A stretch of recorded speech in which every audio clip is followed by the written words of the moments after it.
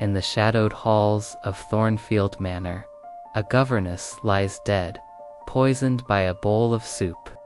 Was it her brooding employer, hiding a scandalous affair? His precocious daughter, guarding a secret? The loyal cook, betrayed by trust? Or the vibrant friend, whose laughter masks a darker truth? Join Miss Jane Marple as she unravels a web of love, fear, and betrayal in a chilling mystery where every clue points to a heart desperate to stay hidden.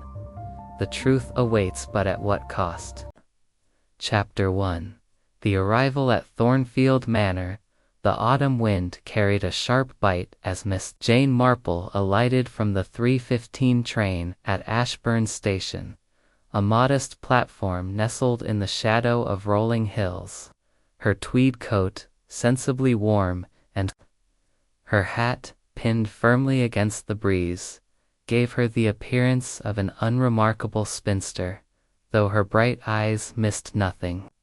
In her gloved hand, she clutched a small leather suitcase, and over her arm hung a capacious knitting bag, its contents clinking softly with needles and yarn. She had not come to Ashburn for leisure, but at the behest of Mrs. Clara Wentworth, whose letter, penned in a trembling hand, had arrived at St. Mary Mead 3 days prior. It spoke of a death at Thornfield Manor, a governess poisoned, and a household teetering on the edge of scandal. The station was nearly deserted, save for a porter who tipped his cap and a stray dog sniffing at the platform's edge. Miss Marple's gaze lingered on the faded sign for Thornfield Manor, its letters weathered as if reluctant to reveal the estate's secrets. A horse-drawn trap awaited her, driven by a taciturn man named Jenkins, whose weathered face suggested he had served the Fairfax family for decades. "Miss Marple, I presume," he said, his voice gruff but not unkind. She nodded, offering a polite smile, and climbed aboard, her mind already sifting through the sparse details Clara's letter had provided. The road to Thornfield wound through fields of stubble, the harvest long since gathered, and past copses of beech trees glowing gold in the late afternoon light. Miss Marple observed the landscape with the quiet attentiveness of one accustomed to finding clues in the ordinary. A farmer's cart rattled by, its driver casting a curious glance, and she wondered what tales the village of Ashburn might tell about the manor's inhabitants. Villages, she knew, were like her own St. Mary Mead, small worlds where secrets rippled beneath the surface. Betrayed by a glance or a whisper, Thornfield Manor came into view as the trap crested a hill, its grey stone facade half smothered in ivy, its chimneys stark against the overcast sky. The house was grand but worn, its windows like watchful eyes, some shuttered, others glinting faintly. A sense of melancholy hung about it, as if the walls themselves mourned the tragedy within. Jenkins halted the trap at the gravel drive, and Miss Marple stepped down, her sensible shoes crunching softly. The front door opened before she could knock, revealing Mrs. Clara Wentworth, a slight woman in her 50s, her face pale and her hands fluttering like startled birds. "Oh, Miss Marple, thank heaven you've come." Clara's voice was a mix of relief and agitation as she ushered her guest inside. The hall was dim, its oak paneling absorbing the light from a single chandelier. A portrait of a stern-faced man in Regency attire glared down, and Miss Marple noted the Fairfax crest above the fireplace, its motto fidelis, et veritas, in faded gold.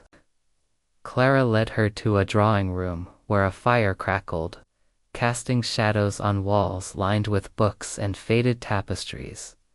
over tea served in chipped porcelain. Clara poured out the story. Miss Eleanor Vance, the governess to young Sophia Fairfax, had been found dead 10 days ago, slumped over her dinner tray in her upstairs room. The meal had been simple pea soup, bread, and a glass of water, but within hours she was gone. The local doctor, a Dr. Hayworth, had confirmed arsenic poisoning, and the police, led by a plotting Inspector Grayson, were baffled. No one had reason to harm her, Clara said, twisting a handkerchief. She was quiet, capable, devoted to Sophia, but someone in this house. Her voice trailed off, her eyes darting to the door as if expecting an EAVESDROPPER. Miss Marple sipped her tea, her expression serene but her mind alert. "Tell me about the household," she said gently, her needles already clicking as she drew a ball of wool from her bag. Clara hesitated, then described the 4 souls who had shared Thornfield with Miss Vance. Mr. Edward Fairfax, the widowed master of the house, a man of charm and reserve. Sophia, his 12-year-old daughter, clever but willful. Mrs. Betsy Trotter, the cook, whose loyalty to the family was unshakable. And Miss Laura Denby, a friend of the governess who had been visiting from London.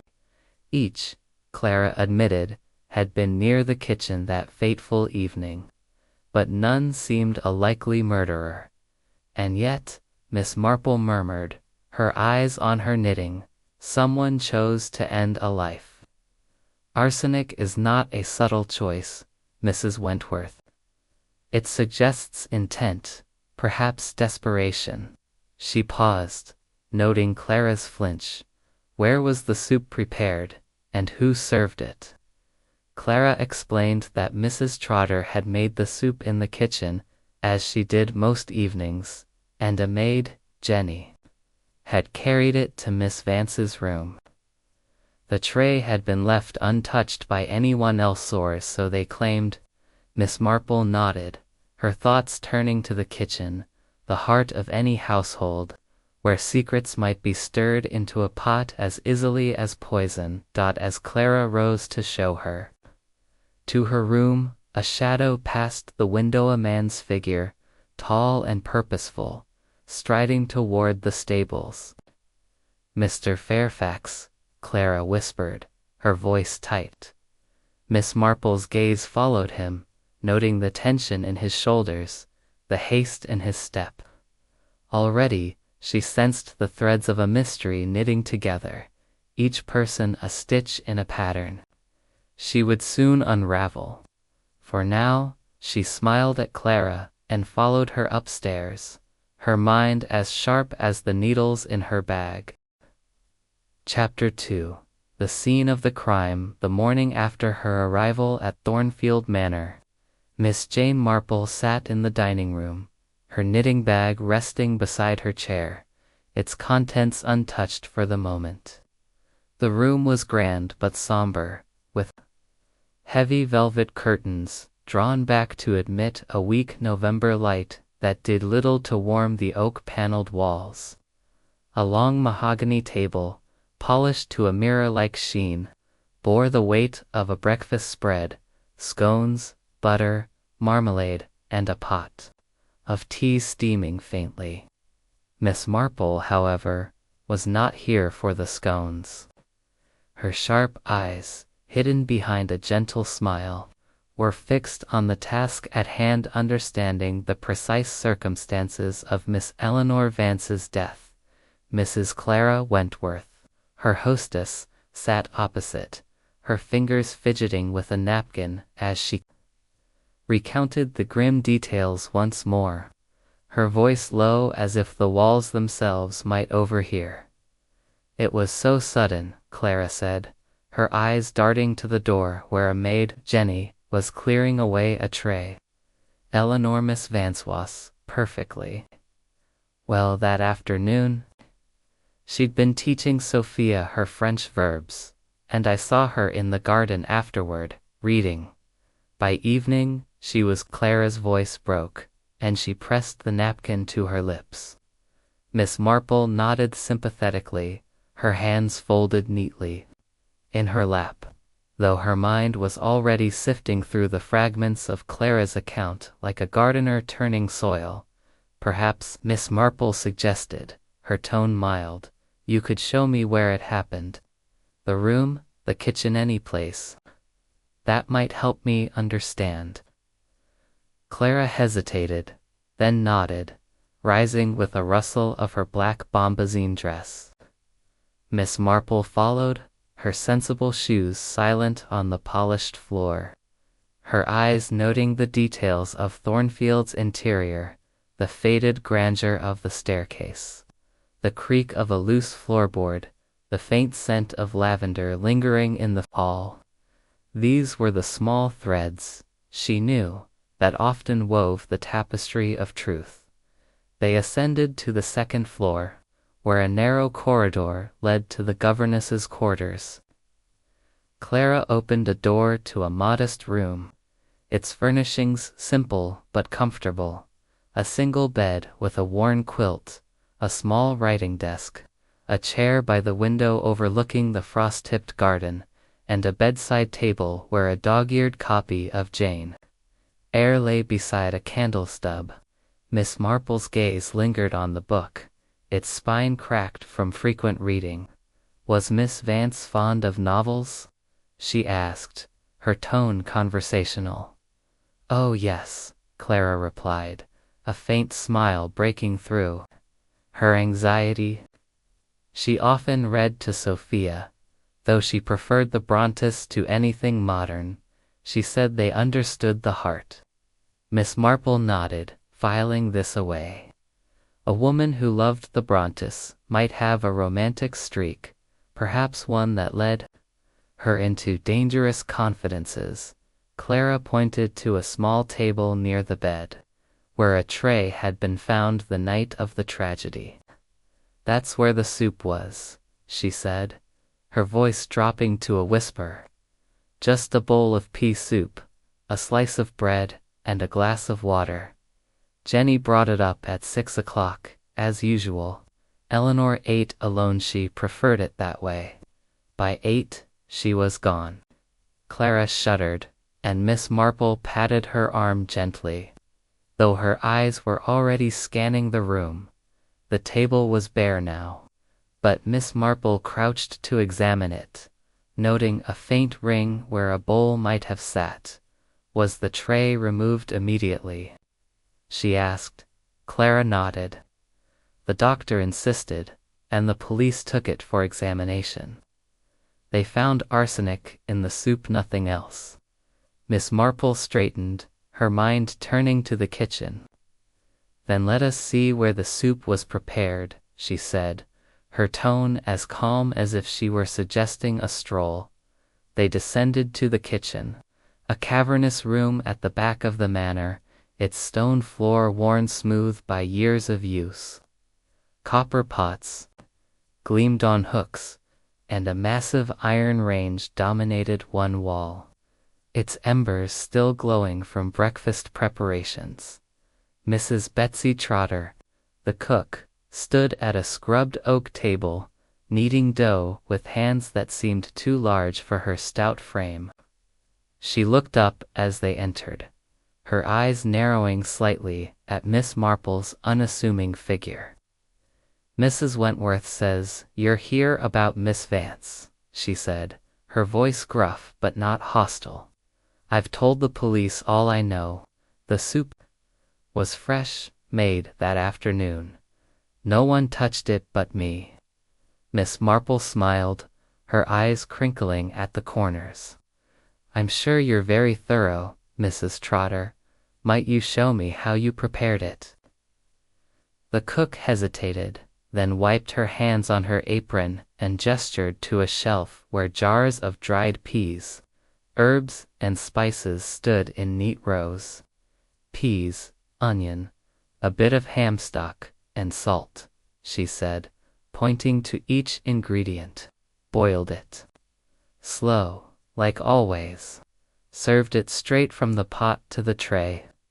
Miss Marple nodded, her gaze drifting to an open window above the sink, its frame slightly ajar. The garden beyond was a tangle of late roses and overgrown herbs, accessible to anyone with a mind to slip inside. "And you were here the entire time?" she asked, her tone light. Mrs. Trotter's cheeks reddened. "Well, I stepped out for a moment to fetch parsley from the garden. Not more than 5 minutes." Miss Marple's eyebrows lifted slightly.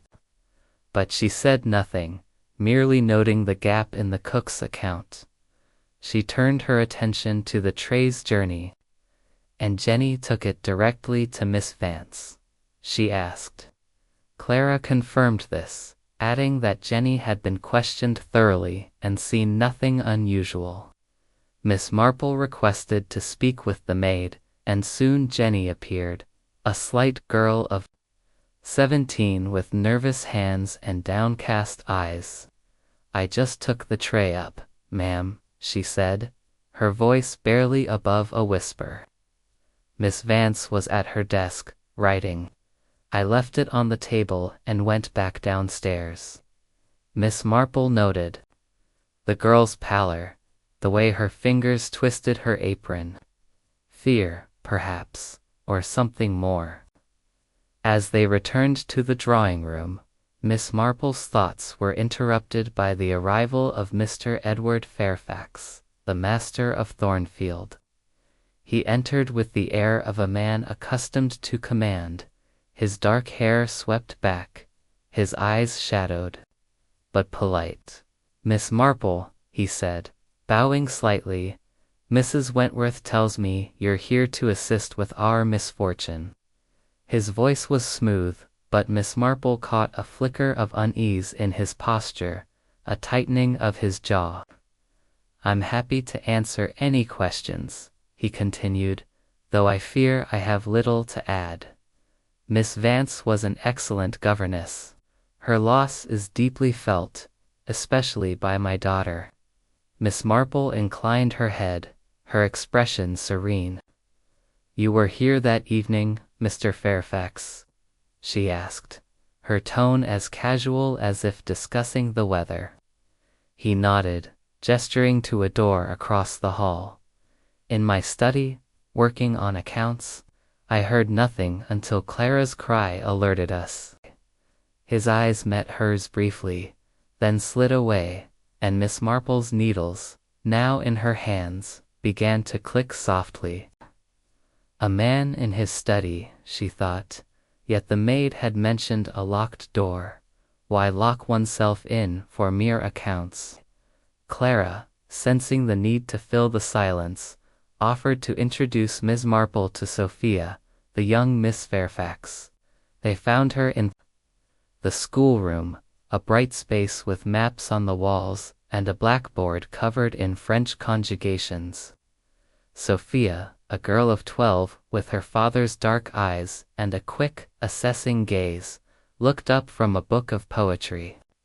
"You're here about Eleanor," she said, her voice direct but tinged with sadness. "She was strict, but I liked her. She didn't deserve that." Her fingers tightened on the book, and Miss Marple noted the title Wuthering Heights.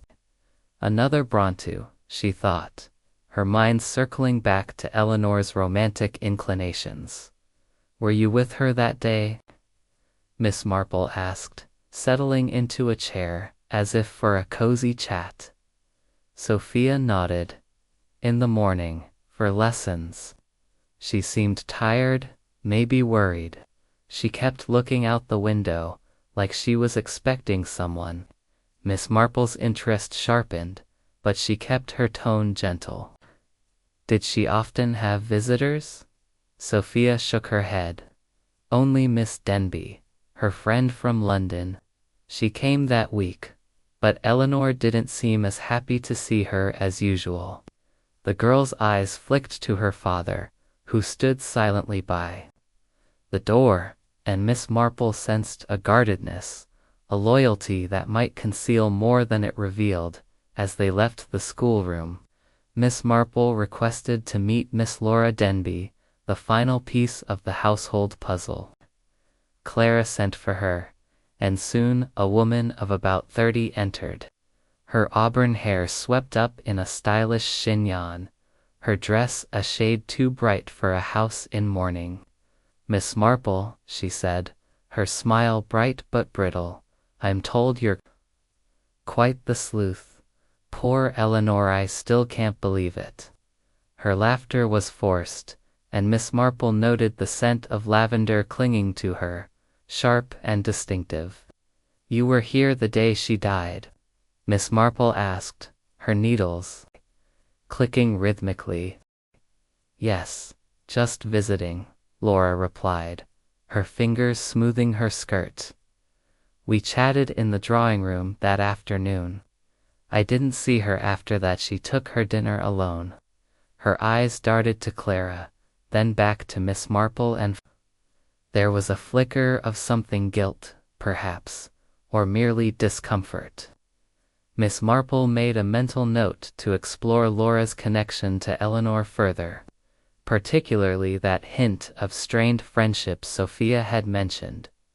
The day drew to a close, with Miss Marple retiring to her room, a cozy chamber overlooking the garden. She sat by the window, her knitting in her lap, and let her mind wander over the day's discoveries. The soup, laced with arsenic, had been prepared in a kitchen with an open window, left unattended for 5 crucial minutes. The tray had passed through Jenny's hands, but the maid seemed too timid to act alone. Mr. Fairfax's locked study raised questions, as did Sophia's observation of Eleanor's unease. And Laura Denby, her lavender scent and evasive manner suggested more than a casual visit. Miss Marple's needles paused as she gazed at the darkening garden, where shadows twisted among the rose bushes. Poison, she knew, was a coward's weapon, chosen to avoid confrontation, yet it required access, opportunity, and a motive that burned fiercely enough to risk discovery. Someone in this house had harbored such a motive, and Miss Marple, with her quiet persistence, would find it. She thought of St. Mary Mead, where petty jealousies and hidden passions had taught her the ways of human hearts. Thornfield, for all its grandeur, was no different, a small world, its secrets waiting to be unraveled like a skein of tangled wool. As she prepared for bed, Miss Marple opened her suitcase and drew out a small notebook, jotting down her observations in a neat, precise hand. The arsenic, the window, the locked study, the lavender scent, each was a thread, and she would follow them until the pattern emerged. She closed the notebook, blew out her candle, and settled into the darkness, her mind as alert as the house was silent, ready to face the next day's revelations. Chapter 3. The Employer's Facade. Miss Jane Marple sat in the drawing-room of Thornfield Manor the following morning, her knitting needles moving with a steady rhythm that belied the sharpness of her observations. The room was bathed in a soft, gray light filtering through tall windows, the heavy drapes drawn back to reveal a garden dusted with early frost. A fire crackled in the grate, casting flickering shadows across the room's faded eleganza, threadbare Persian rug, a tarnished silver candelabra, and a portrait of a stern-faced Fairfax ancestor whose eyes seemed to follow every movement. Miss Marple, however, was not distracted by the grandeur or the gloom. Her attention was fixed on Mr. Edward Fairfax, who had agreed to speak with her after breakfast, his demeanor polished but guarded. Like a man accustomed to keeping his own counsel, Mr. Fairfax stood by the mantel, one hand resting on its polished edge, the other adjusting his cufflinks with a precision that suggested habit. He was a striking figure, tall and lean, with dark hair touched with silver at the temples and eyes that held a brooding intensity. His tailored suit, though immaculate, could not conceal the faint lines of strain around his mouth, nor the way his gaze flickered when Miss Marple's questions grew too pointed. "I hope, Miss Marple," he began, his voice smooth as polished oak, "that you find Thornfield hospitable, despite the circumstances. Clara tells me you have a knack for untangling mysteries." Miss Marple's eyes crinkled with a smile, her needles never pausing. "I am merely an observer of human nature, Mr. Fairfax," she said, her tone as gentle as a summer breeze. "People, you see, are much like my knitting sometimes. A single dropped stitch reveals the whole pattern." She paused, letting the metaphor settle, then added, "Miss Vance's death is a most unfortunate stitch, wouldn't you say? I'd like to understand her place here, and your connection to her." Mr. Fairfax's jaw tightened almost imperceptibly, but he nodded, settling into an armchair opposite her. "Eleanor was an exemplary governess," he said, his words measured. "She came to us 2 years ago, highly recommended, with a quiet manner that suited Sophia. My daughter can be spirited, but Eleanor had a way with her. I trusted her implicitly with Sophia's education." His praise was generous, yet Miss Marple noted the formality, as if he were reciting a prepared speech rather than speaking from the heart. "And you saw her often?" Miss Marple asked, her tone conversational, as if inquiring about the weather. "In the course of her duties, I mean." Mr. Fairfax hesitated, his fingers brushing the armrest. "Not often," he replied. "My work keeps me occupied, estate matters, investments, that sort of thing. I saw her at meals occasionally, or when she reported on Sophia's progress." His eyes met hers briefly, then slid to the fire, and Miss Marple's needles clicked softly, marking the moment. A man who trusted his governess implicitly, she thought, would surely have more to say about her daily presence. She shifted her approach, her voice as mild as ever. "The evening she died, Mr. Fairfax, you were in your study, I believe." He nodded, his posture stiffening. "Yes, until Clara's cry brought me out. I was reviewing accounts, tedious work, but necessary." Miss Marple tilted her head, her expression one of polite interest.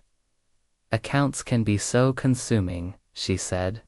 "I suppose the study is a quiet refuge for such tasks. Locked, perhaps, to ensure privacy."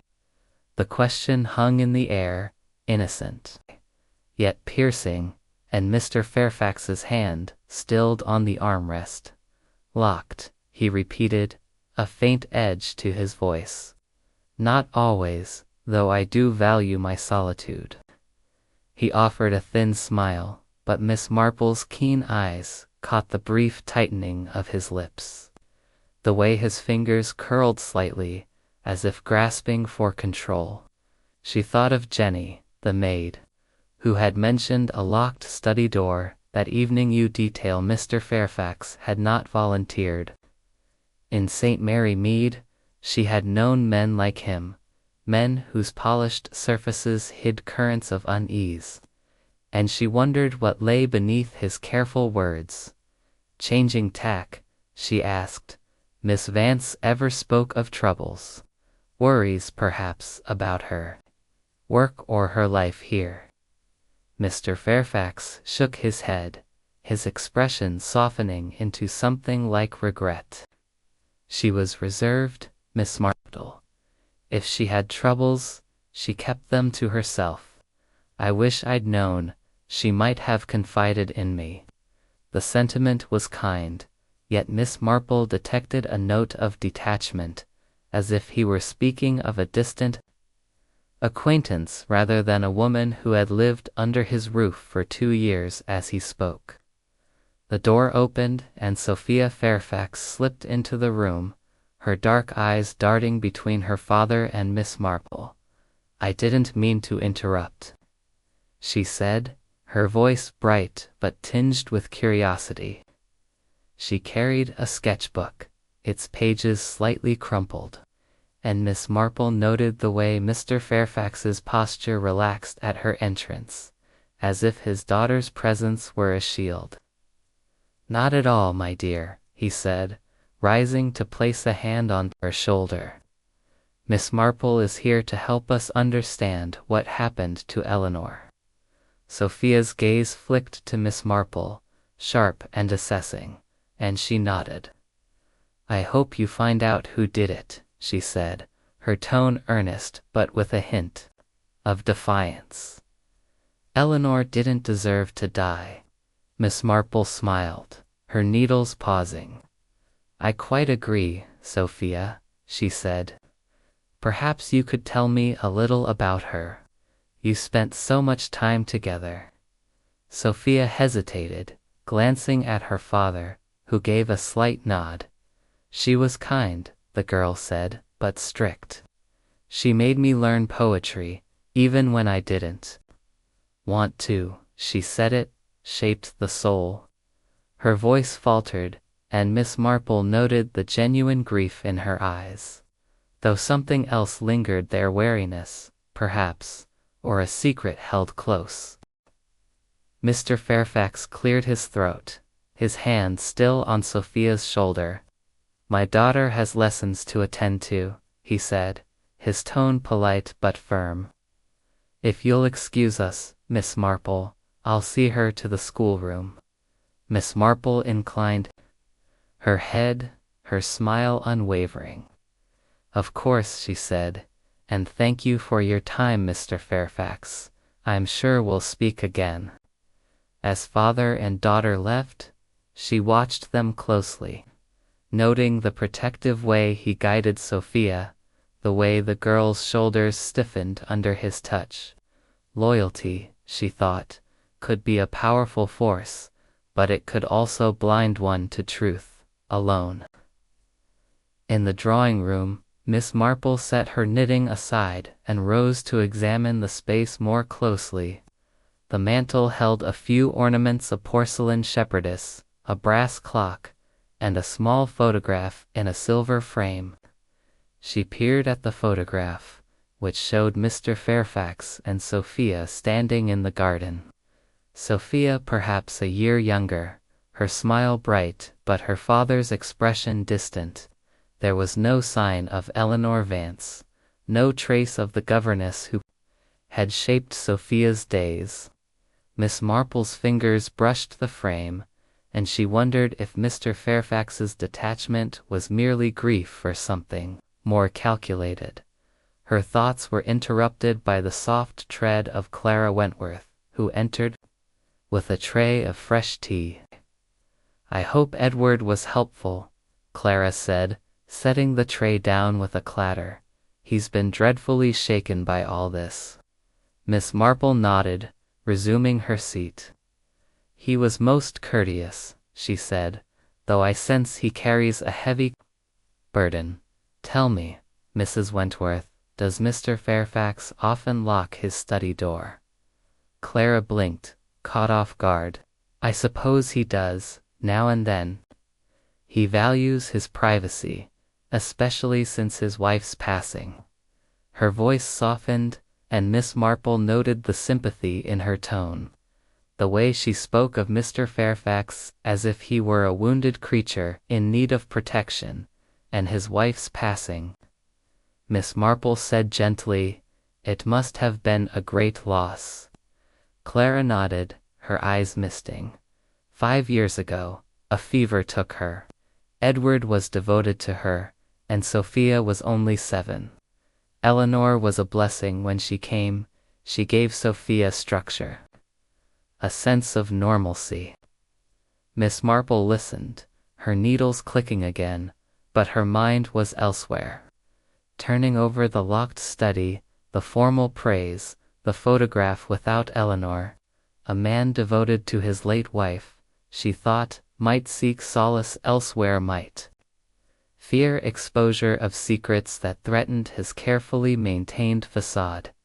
As Clara excused herself to attend to household matters, Miss Marple remained in the drawing room, her thoughts weaving a pattern as intricate as her knitting.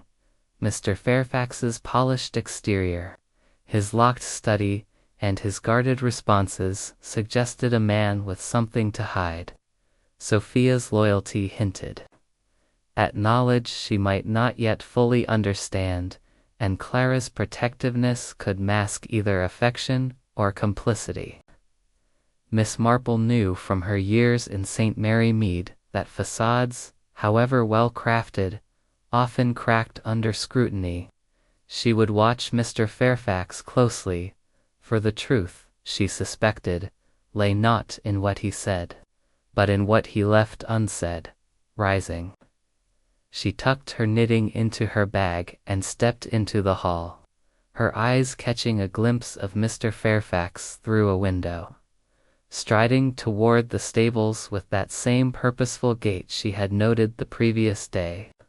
Where did he go, she wondered, when the house grew quiet? And what had Eleanor Vance seen or heard that made her a threat worth silencing? With a quiet resolve, Miss Marple decided her next step would be to speak with Sophia alone, to unravel the threads of the girl's loyalty and discover what secrets she might unwittingly hold. Chapter 4. The precocious pupil. The schoolroom at Thornfield Manor was a bright, airy space, its tall windows emitting a pale morning light that softened the severity of its scholarly furnishings. A sturdy oak table bore the scars of ink stains and carved initials, while shelves along one wall held a tidy array of books, grammar primers, histories, and a well-worn volume of Shakespeare's sonnets. A blackboard, dusted with chalk, displayed a half-finished conjugation of French verbs, a silent testament to Miss Eleanor Vance's final lessons. Miss Jane Marple sat at the table, her knitting bag at her side, her needles idle for the moment, as she waited for Sophia Fairfax. The girl, she knew, was a key to the mystery, not merely because she was Eleanor's pupil, but because children, with their sharp eyes and unguarded tongues, often saw what adults overlooked. Sophia entered with a cautious step, her dark eyes wary but curious, like those of a young deer testing unfamiliar ground. She wore a simple navy dress, her hair tied back with a ribbon that was slightly askew, suggesting a haste that belied her usual composure. At 12, she was poised on the cusp of girlhood and maturity, her face a blend of her father's angular features and a softer, more delicate grace that must have come from her late mother. She clutched a small notebook, its cover embossed with her initials, and sat across from Miss Marple, her posture straight but her fingers fidgeting with the notebook's edge. "Good morning, Sophia," Miss Marple said, her voice as warm as a fireside chat. "I thought we might have a little talk. Just you and I, you see.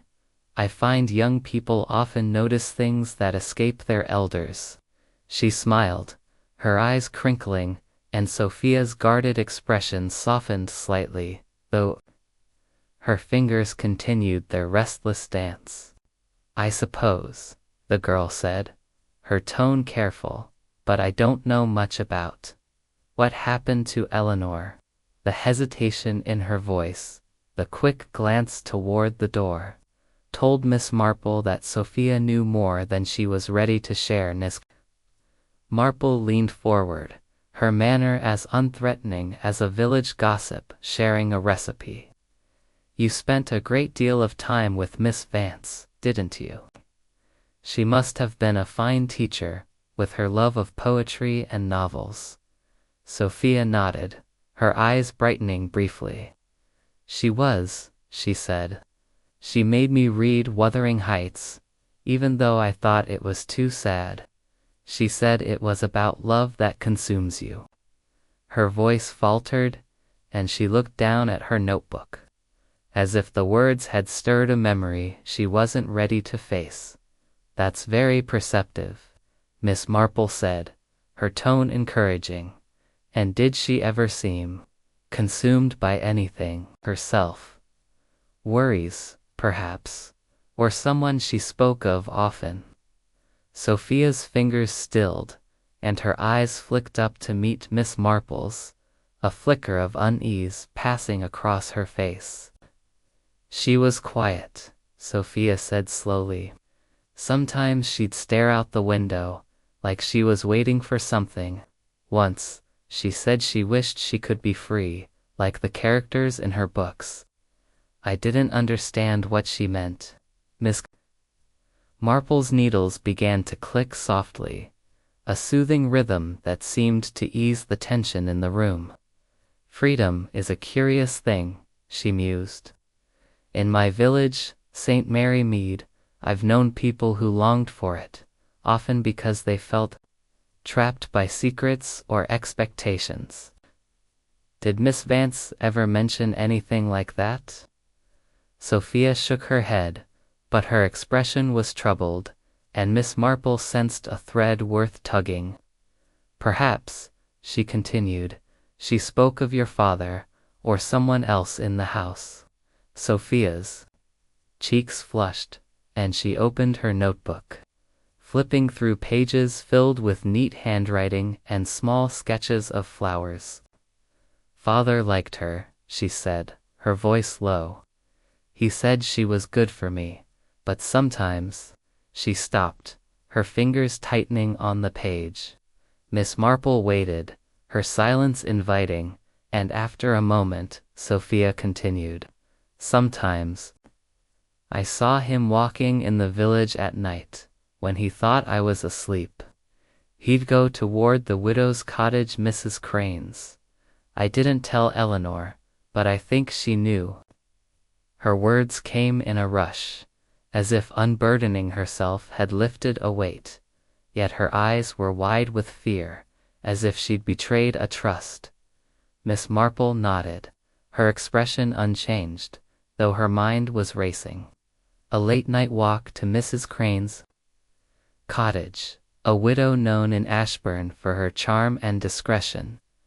This was a clue, delicate but significant, like a single dropped stitch in a sweater. "You're a very observant girl, Sophia," she said gently, "and it's brave to share what you've seen. Did Miss Vance ever mention Mrs. Harden or anyone else she might have disagreed with?" Sophia shook her head, but her hesitation suggested there was more to unearth. "Only Miss Denby," she said at last, "Eleanor's friend. They argued once, in the garden. I heard Eleanor say, 'You don't understand, Laura. It's not that simple.' I didn't hear the rest." Miss Marple's needles paused, her eyes meeting Sophia's with a quiet intensity. "An argument," she said, as if musing aloud. "Friends often misunderstand each other, don't they? In St. Mary Mead, I've seen friendships strained by small things, jealousy perhaps, or a secret one couldn't share." She smiled, softening the probe. "Did you like Miss Denby?" Sophia shrugged, her expression guarded again. "She was nice, but too loud. Eleanor was quieter when she was around, like she was hiding something." The door creaked open, and Clara Wentworth appeared, her face apologetic. "Sophia, your music teacher will be here soon," she said, her eyes flicking to Miss Marple. with a mix of curiosity and concern. Sophia rose, clutching her notebook, and cast a final glance at Miss Marple, as if weighing whether to say more.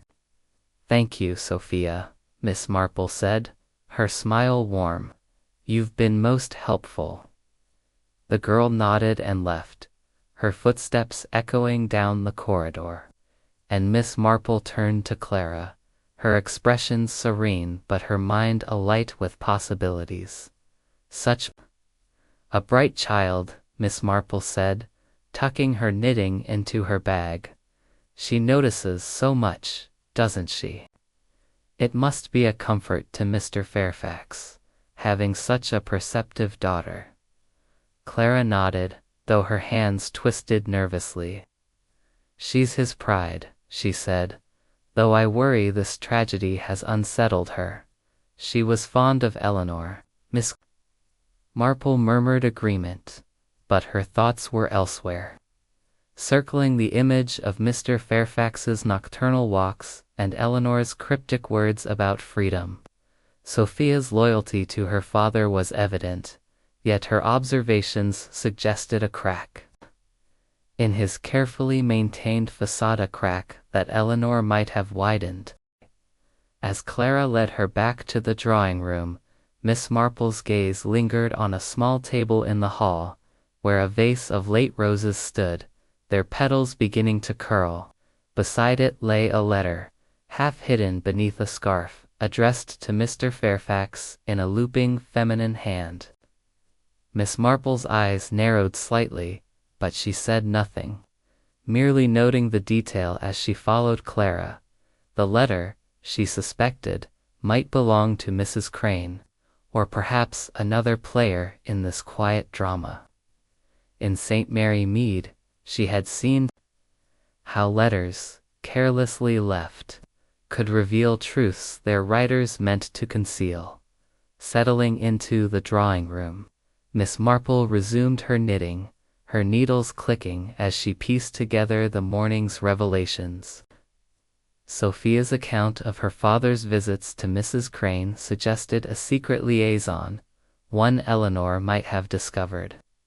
The argument with Laura Denby hinted at a strain in their friendship, perhaps rooted in jealousy or a shared confidence gone awry. And Sophia herself, with her keen eyes and guarded tongue, was a witness to more than she fully understood. Miss Marple knew that children, like villagers, could hold the key to a mystery in their innocent observations, and she resolved to speak with Sophia again, to gently coax out the truths she might not yet know she held. As the morning wore on, Miss Marple's thoughts turned to the kitchen, where the fatal soup had been prepared. Mrs. Trotter, the cook, was next on her list, for the kitchen was the heart of the crime, and its keeper might hold clues she didn't even realize.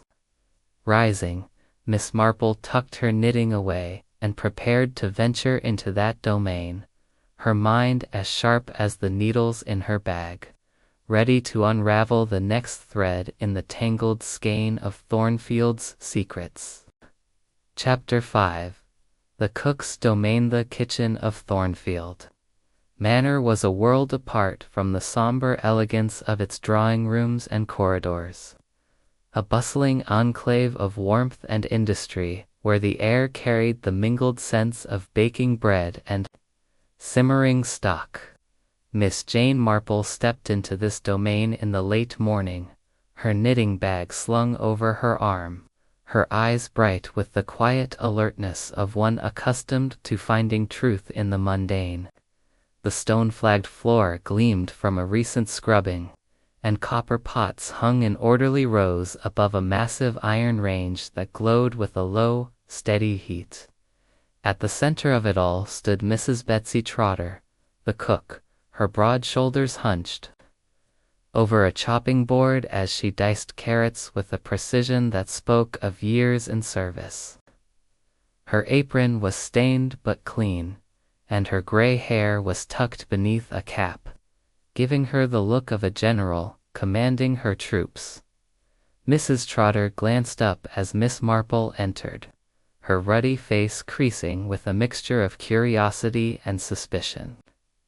"Mrs. Wentworth said you'd be wanting a word," she said, her voice gruff but not unfriendly, though her hands never paused in their work.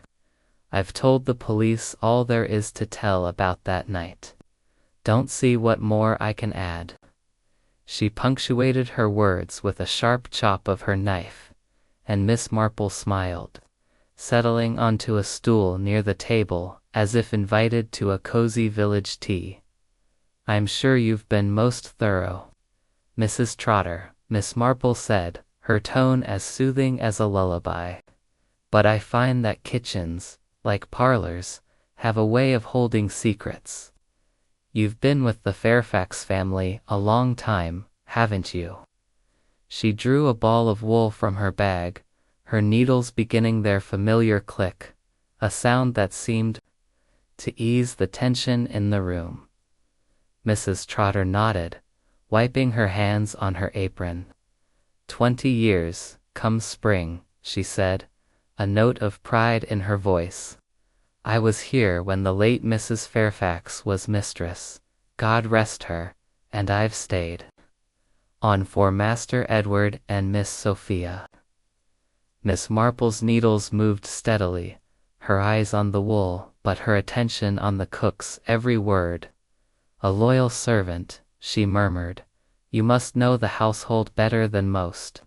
Miss Vance, for instance, she took her meals alone, I understand." Mrs. Trotter's knife resumed its rhythm, slicing through a turnip with a soft thud.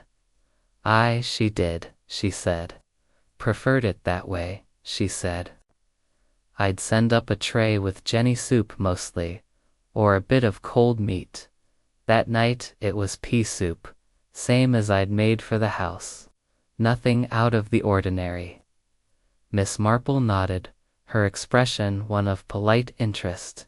"And you prepared it yourself, from start to finish?" Mrs. Trotter's hands stilled, and her eyes narrowed slightly, as if sensing a trap. "I did," she said firmly.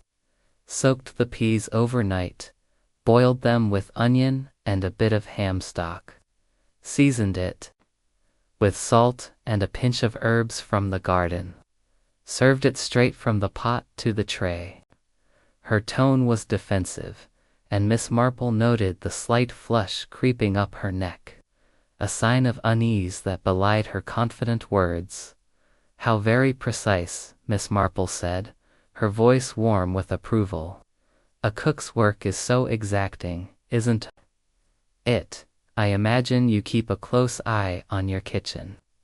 She glanced around, her gaze lingering on the open window above the sink, its frame slightly warped, allowing a draft to stir the air. Beyond it, the garden lay quiet, its herb beds bordered by low stone walls, easily accessible to anyone with purpose.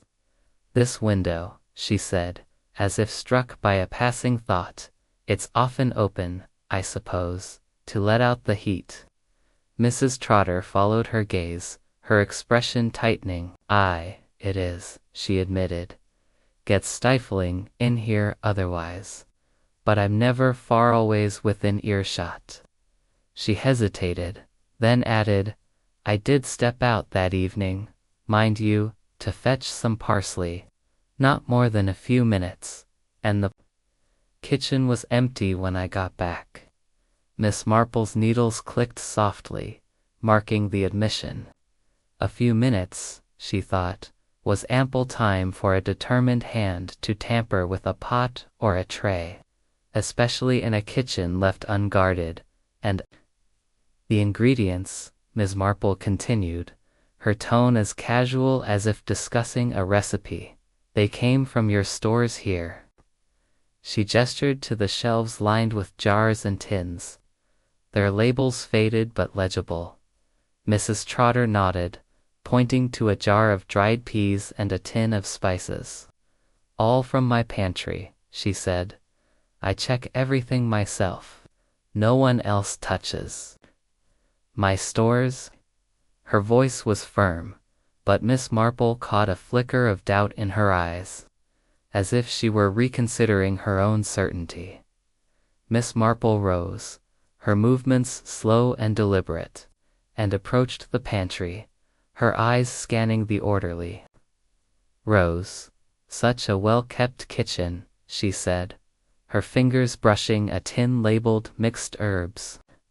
This tin, for instance, it's new, isn't it?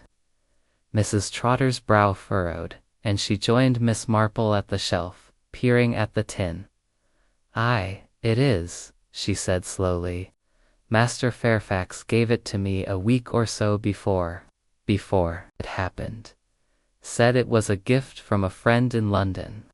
I used it for the soup that night. Her voice faltered, and Miss Marple noted the sudden pallor in her face, as if the implication had only just dawned. How thoughtful of Mr. Fairfax, Miss Marple said, her tone unchanged, though her mind was racing. A tin of spices, gifted by the master of the house, used in the fatal soup here, was a thread worth following, delicate but dangerous. And you opened it yourself? She asked, her eyes meeting Mrs. Trotter's.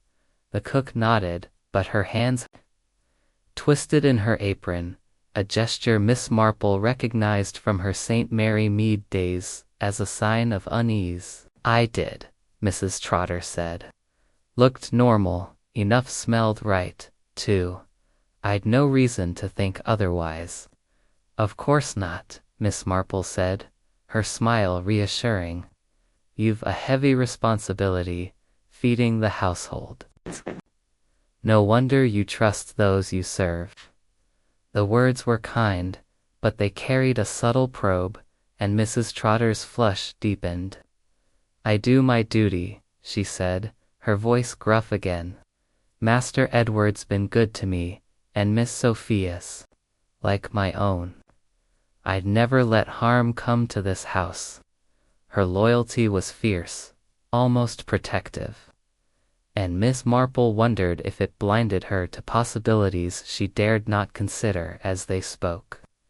Jenny, the maid, entered with a basket of laundry, her eyes darting nervously between the two women. Beg pardon, Mrs. Trotter, she said, her voice barely above a whisper. Mrs. Wentworth sent me for some tea. Mrs. Trotter waved her toward a canister, and Miss Marple seized the moment to shift her attention. Jenny, she said gently, you carried Miss Vance's tray that evening, didn't you? Did you notice anything unusual about it? The girl froze, her hands clutching the basket, and shook her head. No, ma'am, she said, her voice trembling. Just the soup and bread, like always. I left it on her table and came back down. Miss Marple nodded, her eyes kind but searching. And the kitchen, was anyone else here when you took the tray? Jenny hesitated, her gaze flicking to Mrs. Trotter, who was watching her closely. No one, ma'am, she said at last. Just Mrs. Trotter, and she was at the stove.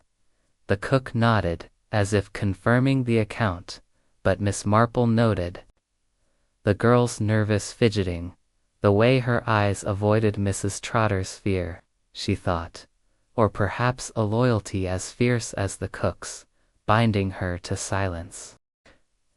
As Jenny scurried out, Miss Marple returned her attention to the kitchen, her gaze lingering on the spice tin.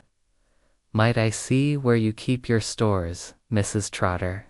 She asked, her tone as innocent as a villager, admiring a neighbor's pantry. The cook led her to a small cupboard, its shelves lined with jars, tins, and sacks of flour. Miss Marple's eyes scanned the contents, noting a faint smudge on the spice tin's lid, as if it had been handled recently. Do others come here? Often, she asked, her fingers brushing the cupboard door. Mrs. Trotter shook her head. Not usually, she said. The maids fetch what I need, and Master Edward might stop by to give instructions. Miss Denby was here once, chatting with Miss Vance, but that's rare. Miss Marple's needles resumed their rhythm, her mind turning over the new information. Laura Denby in the kitchen, the gifted spice tin, the open window, the cooks. Brief absence each was a piece of the puzzle, and she sensed they were beginning to form a pattern. "You've been most helpful, Mrs. Trotter," she said, rising from the stool. "A kitchen is the heart of a house, isn't it? And yours beats strongly." The cook's expression softened, but her eyes remained wary, and Miss Marple knew. She had stirred something, however slight, as she left the kitchen. Miss Marple paused in the corridor, her gaze falling on a side door leading to the garden. It was unlatched, swinging slightly in the breeze, and she stepped outside, her eyes scanning the herb beds and the path that led to the village. The garden was quiet, save for the rustle of leaves, but it held possibilities, access, opportunity, and perhaps a motive yet to be uncovered. In St. Mary Mead, she had learned that loyalty, like love, could blind even the most diligent to danger. Mrs. Trotter's devotion to Mr. Fairfax was a strength, but also a weakness, and Miss Marple resolved to examine that spice tin more closely, for it might hold more than herbs. Returning to the house, Miss Marple tucked her knitting into her bag, her mind already turning to Laura Denby, the friend whose presence in the kitchen raised questions. The threads of the mystery were tightening, and she felt the familiar thrill of a pattern emerging, one she would follow with the patience of a knitter working a complex design. Chapter 6. The friends visit. The afternoon light filtered through the tall windows of Thornfield Manor's drawing room, casting long shadows across the worn velvet of the furniture. Miss Jane Marple sat in a high-backed chair, her knitting bag at her feet, her needles moving with a quiet rhythm that seemed to blend with the ticking of the brass clock on the mantel. The room was still, save for the occasional crackle of the fire, but Miss Marple's mind was far from idle. She had requested a meeting with Miss Laura Denby, the friend of the late Eleanor Vance, whose visit to Thornfield coincided with the tragedy. The scent of lavender, sharp and lingering, had caught Miss Marple's attention in the pantry, and Sophia's mention of a strained conversation in the garden had sharpened her curiosity. Friends, she knew from her St. Mary Mead days, could be as dangerous as enemies when secrets were at stake.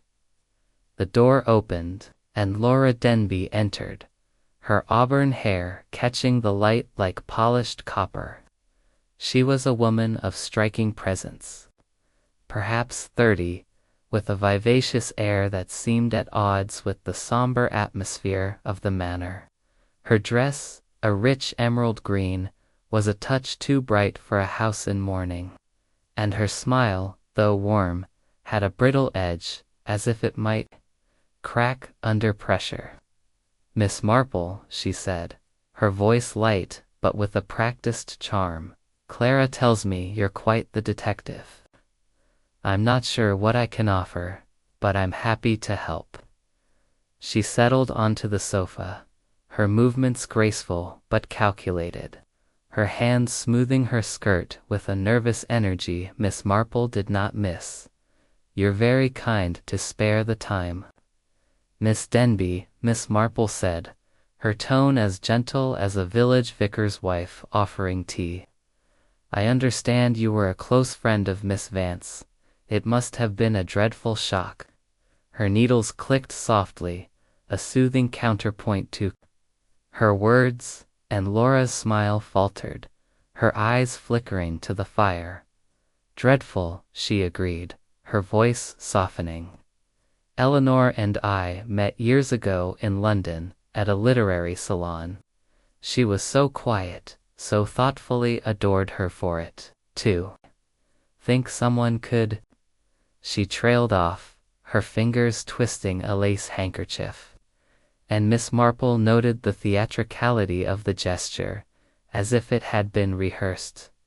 You visited her here often?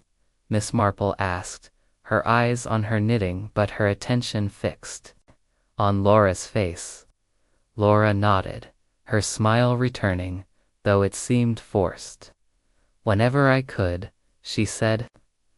Thornfield's a bit dreary, but Eleanor made it bearable. We'd talked for hours, books, music, old memories. Her voice was bright, but Miss Marple caught a note of strain, a hint that the memories were not all fond. And this visit, she continued, you arrived a few days before her death. Yes, Laura said, her fingers tightening on the handkerchief. I came on the Monday, planning to stay a week. We spent the afternoon together, in this very room, catching up. She seemed tired, I thought, but she wouldn't say why.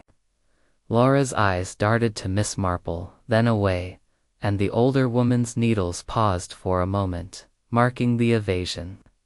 Tired, Miss Marple repeated, her tone musing, perhaps worried. In my village, I've known young women to grow weary when their hearts are troubled. Laura laughed, a sharp, nervous sound that echoed in the quiet room. Oh, Eleanor wasn't one for heart troubles, she said quickly. She was far too sensible. Though she did mention, well, she was fond of Sophia, her pupil. But the child could be trying. Her words were casual, but Miss Marple noted the shift, the subtle attempt to steer the conversation away from Eleanor's state of mind. And Mr. Fairfax? Miss Marple asked, her voice as mild as ever. Did she speak of him? Laura's smile tightened, and she leaned back, crossing her arms as if to shield herself. Only as her employer, she said.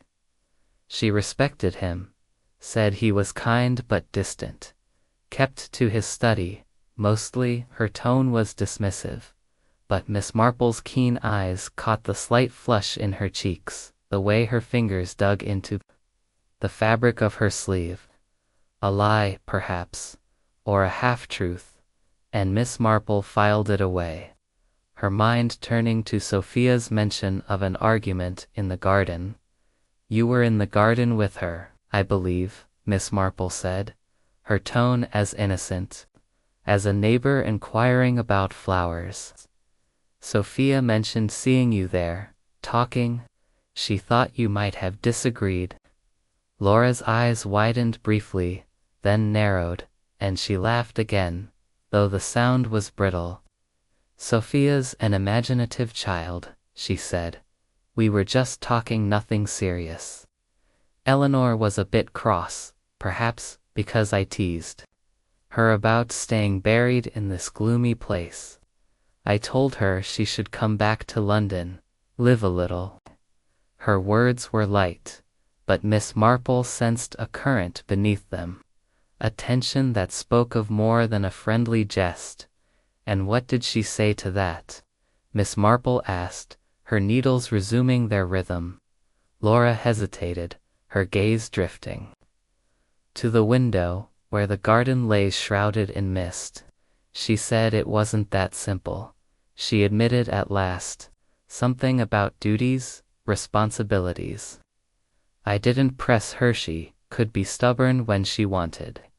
The words were spoken lightly, but Miss Marple caught the edge in Laura's voice, a hint of frustration, or perhaps resentment. In St. Mary Mead, she had seen friendships fray over unspoken rivalries, and she wondered if Laura's vivacity had clashed with Eleanor's quieter nature in ways that ran deeper than a mere disagreement. Miss Marple shifted her approach, her tone as gentle as ever. You were here the evening she died, I understand. In the drawing room, perhaps, when the tray was taken up.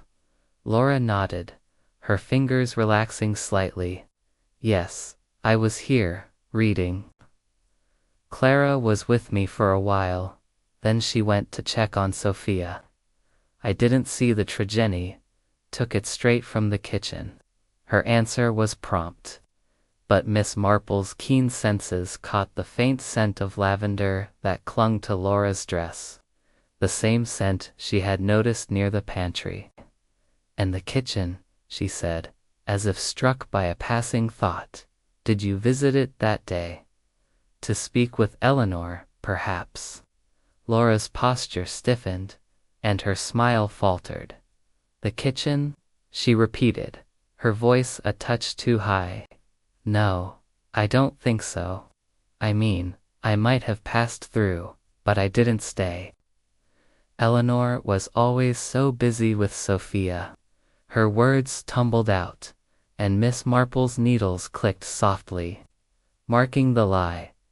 Mrs. Trotter had mentioned Laura in the kitchen, chatting with Eleanor, and the lavender scent was a thread that tied her to the scene of the crime. Miss Marple did not press, but her mind was alight with possibilities.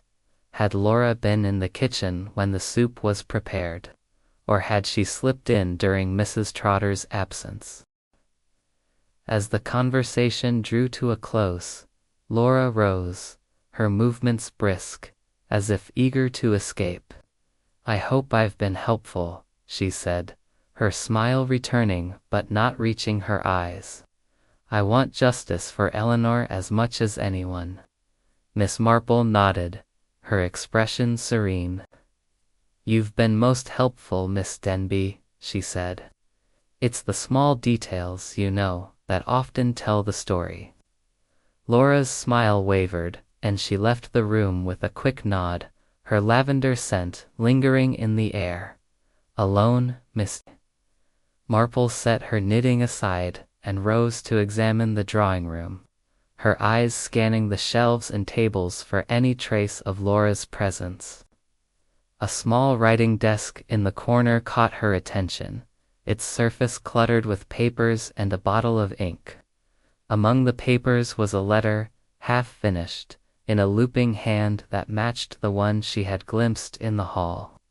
It was addressed to a friend in London, and though Miss Marple did not read it, she noted the hurried scrawl, as if written in agitation. A woman like Laura, she thought, might write to unburden herself or to conceal her true feelings. Stepping to the window, Miss Marple gazed out at the garden, where the mist was beginning to lift, revealing the outlines of rose bushes and a stone bench where Eleanor and Laura had argued. The garden, like the kitchen, was a place of opportunity, accessible to all yet private enough for secrets to be shared or betrayed. Laura's evasive manner, her presence in the kitchen, and the strain in her friendship with Eleanor suggested a motive yet to be uncovered. Had Eleanor confided something that Laura could not bear to hear? Or had Laura's vibrant presence stirred a jealousy that turned deadly? Miss Marple returned to her chair, her needles resuming their rhythm as she pieced together the threads of the morning. Laura Denby's charm was a mask, she suspected, hiding a complexity that warranted further scrutiny. The lavender scent, the argument, the letter, all were clues, delicate but significant. In the pattern of Thornfield's tragedy, Miss Marple resolved to explore the village next, to learn what Ashburn's gossips might know of Laura's visit, or Mr. Fairfax's nocturnal walks. In St. Mary Mead, she had found that villages held truths as surely as houses did, and she would follow these threads until the full design of Eleanor's death was revealed. Chapter 7. Whispers in the village. The morning air was crisp as Miss Jane Marple set out from Thornfield Manor, her sturdy shoes crunching along the gravel path that led to the village of Ashburn. Her tweed coat was buttoned against the chill, and her knitting bag hung comfortably over her arm, a familiar companion that lent her the appearance of an unassuming spinster out for a stroll. But her bright eyes, scanning the hedgerows and distant rooftops, were those of a woman on a mission. The manor's walls had yielded their secrets reluctantly, and Miss Marple knew that villages, like her own St. Mary Mead, were often the keepers of truths that households preferred to conceal. Ashburn, with its gossiping shopkeepers and observant barmaids, might hold the key to Eleanor Vance's death. The village was a charming cluster of stone cottages, their chimneys puffing smoke into a sky streaked with pale clouds. The high street boasted a post office, a butcher's shop, a chemist, and the Red Lion, a pub whose sign creaked faintly in the breeze. Miss Marple's first stop was the chemist's shop, a narrow establishment with a bell that jingled as she entered. The air inside was heavy with the scent of lavender oil and carbolic soap, and behind the counter stood Mr. Pritchard, a wiry man with spectacles perched on a sharp nose. He looked up from his ledger, his expression one of polite curiosity tinged with the wariness of a man who knew his customers' secrets. "Good morning, Mr. Pritchard," Miss Marple said, her smile as warm as a vicarage tea party. "I'm visiting from St. Mary Mead, staying at Thornfield Manor. Such a tragedy about Miss Vance, isn't it?" The chemist's eyes flickered, and he nodded, setting his pen aside. "A terrible thing," he agreed, his voice low. "The police were here, asking questions. Poison, they said, arsenic. Hard to believe in a place like Ashburn." Miss Marple tilted her head, her expression one of gentle concern. "Arsenic," she murmured. "Such a dreadful substance. I suppose it's not something one comes across often in your shop." Mr. Pritchard adjusted his spectacles, his fingers betraying a slight tremble. "Not often, no," he said. "It's used for rat poison, mostly, though we keep it under lock and key. Regulations, you know." He paused, then added, as if compelled by her attentive silence, "There was a purchase, mind you, some months back. A gentleman bought a small quantity, said it was for the manor's stables." "Rats," he said. Miss Marple's needles, drawn from her bag, began to click softly. "A gentleman," she repeated, her tone as innocent as a neighbor inquiring about a garden pest. "Would that have been Mr. Fairfax, perhaps?" The chemist hesitated, his eyes darting to the door as if expecting an interruption. "It was," he admitted at last. "Mr. Fairfax himself, in the spring, signed the register, all proper. I thought nothing of it. Thornfield's a big place, bound to have vermin." His voice was steady, but Miss Marple noted the way his hands fidgeted with a bottle of liniment, a sign of unease she had seen in St. Mary Mead when villagers spoke of matters they wished to forget. She thanked him warmly, purchasing a small tin of throat lozenges to maintain her guise as a casual visitor, and stepped back into the street, her mind turning over the arsenic purchase. A man buying rat poison was innocent enough, but in a house where a governess had been poisoned, it was a thread that demanded attention. Her next destination was the Red Lion, where the midday crowd was beginning to gather, a farmer in mud-stained boots, a postman nursing a pint, and a cluster of women in shawls swapping news over tea. Miss Marple settled at a corner table, ordering a pot of tea and a slice of seed cake, her knitting bag at her side. The barmaid, a young woman with rosy cheeks and a quick smile, bustled over with her order. "You're new here, ma'am?" she said, her curiosity plain. "Up from the manor, are you? Folk are still talking about poor Miss Vance." Miss Marple nodded, her expression one of sympathetic interest. "A sad affair," she said. "I'm a friend of Mrs. Wentworth's, come to offer comfort. Did you know Miss Vance?" The barmaid, whose name was Molly, shook her head but leaned closer, her voice dropping to a conspiratorial whisper. "Not well, ma'am, but she'd come in now and then, for a lemonade or two post a letter. Quiet, she was, not like some—" Her eyes flicked toward the door, and Miss Marple followed her gaze, sensing an opening. "Some are more lively, I suppose," she said, her tone inviting. "Like Miss Denby, perhaps. I hear she visited the manor recently." Molly's smile turned knowing, and she wiped the table with a cloth, lingering to talk. "Oh, Miss Denby's a bright one," she said. "Came in here a few times, all laughter and London ways. She and Miss Vance were thick as thieves, though I heard they had a falling out." Miss Marple's needles clicked steadily, her face a mask of mild curiosity. "A falling out?" she asked. "How curious." "Friends do quarrel, don't they?" Molly nodded, warming to her theme. I saw them in the lane one evening, talking Miss Vance looked upset, and Miss Denby was waving her hands, like she was trying to make a point. "Couldn't hear what they said, but it wasn't friendly." Miss Marple sipped her tea, her mind filing away the confirmation of Sophia's story.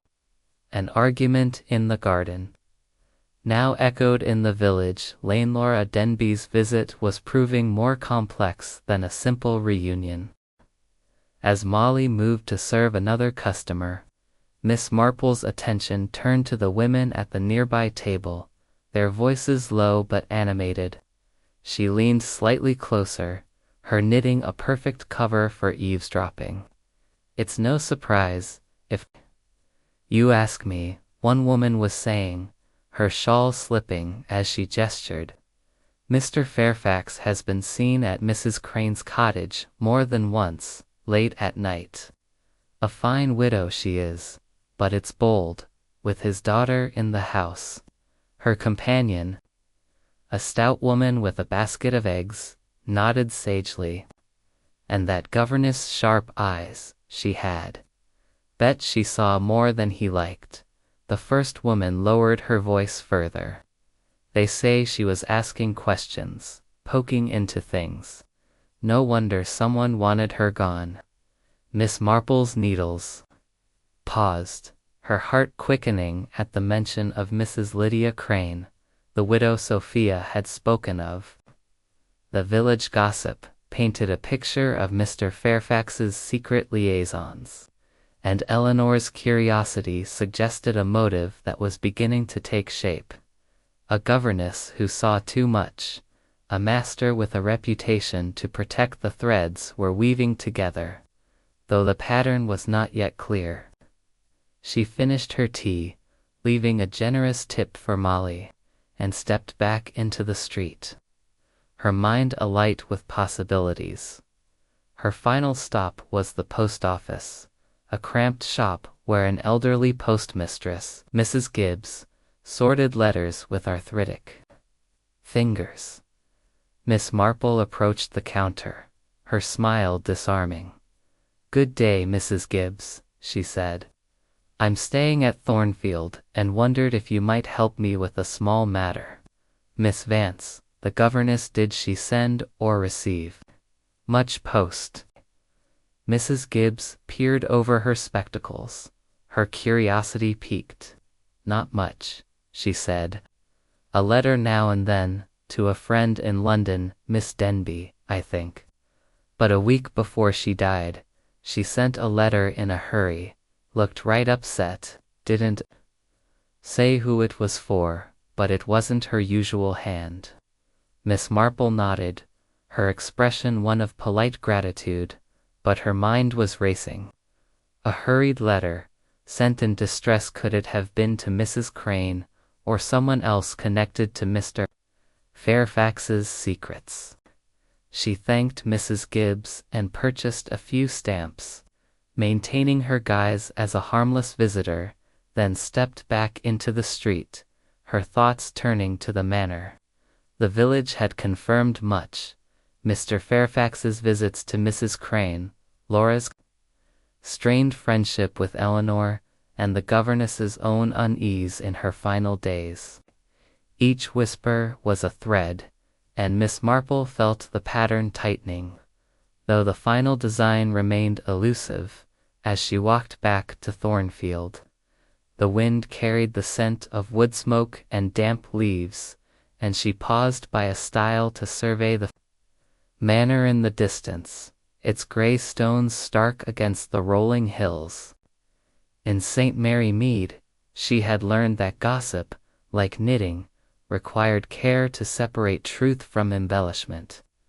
The arsenic purchase, the widow's cottage, the hurried letter all pointed to a secret Eleanor had uncovered, one that threatened someone enough to silence her.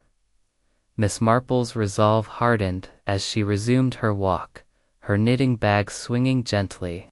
She would return to the manor and seek out that spice tin Mrs. Trotter had mentioned, for it might hold more than herbs. The village had spoken, and now it was time for Thornfield's walls to yield their truths. Chapter 8. A pattern emerges. The late afternoon light cast a golden glow over Thornfield Manor as Miss Jane Marple returned from her village excursion, her mind abuzz with the whispers of Ashburn. The manor's ivy-clad walls seemed to loom larger now, their shadows hiding secrets as dense as the mist that clung to the garden. Her knitting bag, a constant companion, swung gently at her side, its contents untouched but ready, like her thoughts, to weave the scattered threads of the mystery into a coherent pattern. The arsenic purchase, Mr. Fairfax's nocturnal visits to Mrs. Crane, Laura Denby's strained friendship with Eleanor, and the governess's hurried letter all pointed to a hidden truth, one that had led to a bowl of poisoned soup. Miss Marple's steps were measured, her expression serene, but her eyes were sharp, missing nothing as she entered the house. In the hall, Clara Wentworth greeted her with a nervous smile, her hands twisting a lace-edged handkerchief. "You've been to the village, Miss Marple?" she asked, her voice tinged with apprehension, as if fearing what the gossips might have revealed. "Oh, yes," Miss Marple replied, her tone as light as if she'd been shopping for ribbon. "Such a charming place, Ashburn. The people are so forthcoming." She smiled, noting Clara's quick glance toward the drawing room, where the murmur of voices suggested Mr. Fairfax and Laura Denby were in conversation. Miss Marple's interest quickened, but she kept her demeanor unassuming, like a St. Mary Mead spinster admiring a neighbor's roses. "I thought I might have a word with Mrs. Trotter again," Miss Marple said, adjusting her hat. "About that soup, you know. Kitchens are such telling places." Clara nodded, though her eyes betrayed a flicker of unease. "Of course," she said, leading the way to the kitchen, where the air was warm with the scent of roasting meat and freshly baked bread. Mrs. Trotter stood at the range, stirring a pot with a wooden spoon, her broad face flushed from the heat. She looked up as they entered, her expression a mix of resignation and wariness. "Back again, Miss Marple," she said, her voice gruff but not unkind. I've told you all I know about that night. Miss Marple smiled, settling onto a stool, with the ease of a guest at a village fete. And you were most helpful, Mrs. Trotter, she said, drawing her knitting from her bag. But I've been thinking about that spice tin you mentioned, the one Mr. Fairfax gave you. Might I see it? Mrs. Trotter's hands stilled, and she wiped them on her apron, her eyes narrowing slightly. It's just a tin, she said. But she moved to the pantry, retrieving the small metal container with its faded label. Miss Marple took it gently, her fingers tracing the lid, noting a faint scratch near the edge, as if it had been pried open and resealed. A gift from London, you said? She asked, her tone conversational. Aye, Mrs. Trotter replied, her voice tight. Master Fairfax brought it back from a trip, said it was from a friend, for the kitchen. I used it for the soup time, that night. Her words were clipped, and Miss Marple caught the slight tremor in her hands, a sign of doubt creeping into her steadfast loyalty. And you opened it yourself. Miss Marple pressed her eyes on the tin, but her attention on the cook's face. Mrs. Trotter nodded, but her hesitation was palpable. I did, she said. Looked like herbs, nothing amiss, but she stopped, her brow furrowing, as if a memory had surfaced. But Miss Marple prompted, her needles clicking softly, a rhythm that seemed to coax the truth. Mrs. Trotter sighed, her shoulders sagging. There was a bit of powder, finer than the rest, at the bottom. I thought it was just the herbs settling. Didn't think twice till the police mentioned arsenic. Her voice dropped to a whisper, and Miss Marple's heart quickened, though her expression remained serene. The tin, she suspected, was the Kia vessel for poison disguised as a gift. You've done right to tell me, she said gently. Might I keep this for a closer look? Mrs. Trotter hesitated, then nodded, her loyalty to the truth outweighing her devotion to Mr. Fairfax. As Clara led Miss Marple back to the drawing room, the older woman's thoughts were racing.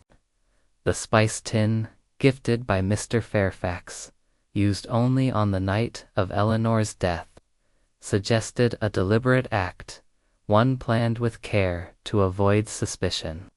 But other threads demanded attention. Laura's lavender scent in the pantry, Sophia's glimpse of her father's village walks, and the hurried letter Eleanor had sent. Miss Marple resolved to test these clues, to see how they fit the emerging pattern. Mrs. Wentworth, she said, pausing in the hall, might you ask Mrs. Trotter to prepare that pea soup again, exactly as she did that night, with the same ingredients save for the spice tin, of course. Clara blinked, surprised, but nodded. If you think it will help, she said, her voice uncertain. The experiment was set for that evening, and Miss Marple spent the intervening hours in quiet observation. She wandered the garden, noting the stone bench where Sophia had seen Eleanor and Laura argue, its surface worn smooth by time. A faint scent of lavender lingered near a rosebush, and Miss Marple's eyes narrowed, her mind recalling Laura's evasive manner. Had she lingered here, perhaps to tamper with the kitchen's stores through the open window, the garden path led to the village, a route Mr. Fairfax might have taken to Mrs. Crane's cottage, and Miss Marple wondered if Eleanor had followed, her curiosity leading to her doom. At dinner, the household gathered in the dining room, a tense affair with Mr. Fairfax at the head of the table, his charm strained but intact. Sophia sat quietly, her eyes flicking to Miss Marple, with a mix of curiosity and apprehension. Laura, vibrant in a crimson dress, laughed too loudly at Mr. Fairfax's remarks, while Clara picked at her food, her nerves evident. Mrs. Trotter served the meal herself, her face impassive as she set a tureen of pea soup before them, prepared as Miss Marple had requested. The aroma was rich, familiar, but Miss Marple noted the absence of the spice tin's contents, replaced with fresh herbs from the garden. As the soup was ladled out, Miss Marple watched the faces around the table. Mr. Fairfax's hand paused briefly, his eyes meeting hers for a fleeting moment before he smiled and took a sip. Laura's laughter faltered, her spoon stirring the soup without tasting it. Sophia ate mechanically, her gaze fixed on her bowl, while Clara's hands trembled as she lifted her spoon. The experiment yielded no confessions, but Miss Marple's keen senses caught the undercurrents of tension, the unspoken fears that rippled through the room.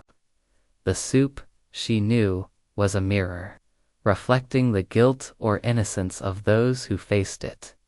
After dinner, Miss Marple retired to her room, the spice tin tucked safely in her bag. She examined it by candlelight, noting the fine powder Mrs. Trotter had mentioned, a residue that might confirm the presence of arsenic. She would send it to a chemist friend in London, she decided, for analysis beyond what Ashburn's resources could offer. But her mind was already weaving the broader pattern, Mr. Fairfax's locked study, suggesting a need for secrecy. Sophia's observation of his village walks, hinting at an affair. Laura's presence in the kitchen, marked by her lavender scent. And now the spice tin, a gift that carried death. Each was a stitch in the fabric of the crime, and Miss Marple felt the design taking shape, though its edges remained blurred. In St. Mary Mead, she had learned that motives often hid in plain sight, masked by loyalty or love. Mr. Fairfax's polished exterior, Laura's forced gaiety, Sophia's guarded loyalty, and Mrs. Trotter's blind devotion all pointed to a secret. Eleanor had uncovered a secret worth killing for. Miss Marple closed the tin and set her knitting aside, her thoughts turning to the confrontation she knew must come. The pattern was emerging, and she would soon gather the household to lay it bare, testing each thread until the truth unraveled like a skein of wool. Chapter 9. The Confrontation.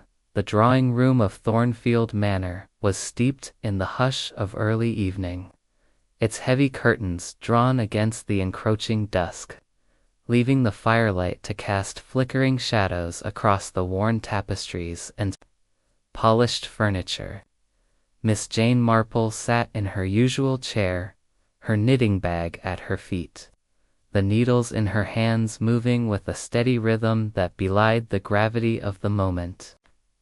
She had requested that the household gather Mr. Edward Fairfax, Sophia, Mrs. Betsy Trotter, Miss Laura Denby, and Mrs. Clara Wentworth for what she described as a discussion about Eleanor Vance's death. The air was thick with anticipation. Each member of the household seated stiffly, their faces betraying varying degrees of unease, curiosity, or defiance. Miss Marple's serene demeanor, like that of a St. Mary Mead spinster presiding over a parish meeting, masked the sharp precision of her mind. As she prepared to unravel the tangled threads of the mystery, she began with a gentle clearing of her throat, her eyes sweeping the room, taking in Mr. Fairfax's rigid posture by the mantel, Sophia's wide-eyed silence, Mrs. Trotter's clasped hands, Laura's forced smile, and Clara's nervous fidgeting. "I've been thinking," Miss Marple said, her voice soft but carrying the weight of authority about how much like a village this house is. In St. Mary Mead, you see, everyone knows everyone else's business, yet secrets have a way of hiding in plain sight. Miss Vance's death, I believe, was born of such a secret. Her needles clicked, a soothing counterpoint to the tension that rippled through the room. Mr. Fairfax shifted, his hand tightening on the mantle's edge. "Miss Marple," he said, his tone polite but strained, "we all want to know what happened to Eleanor. If you have insights, please share them." His eyes met hers, and she noted the flicker of apprehension, a crack in his polished facade. She smiled, her expression as benign as a vicar's wife offering tea. "Oh, I shall, Mr. Fairfax," she said. "But first, let us consider the facts. A bowl of pea soup, laced with arsenic, was served to Miss Vance on the night she died. Mrs. Trotter prepared it. Jenny delivered it, and yet someone ensured it carried death. The question is who and why?" Mrs. Trotter's face reddened, and she leaned forward, her voice gruff. "I've said it before, Miss Marple. I made that soup myself, and it was clean when it left my hands. I'd stake my life on it." Miss Marple nodded, her needles pausing. "And I believe you, Mrs. Trotter," she said gently. "Your loyalty to this house is unquestionable. But tell me again about that spiced tin, the one Mr. Fairfax gave you."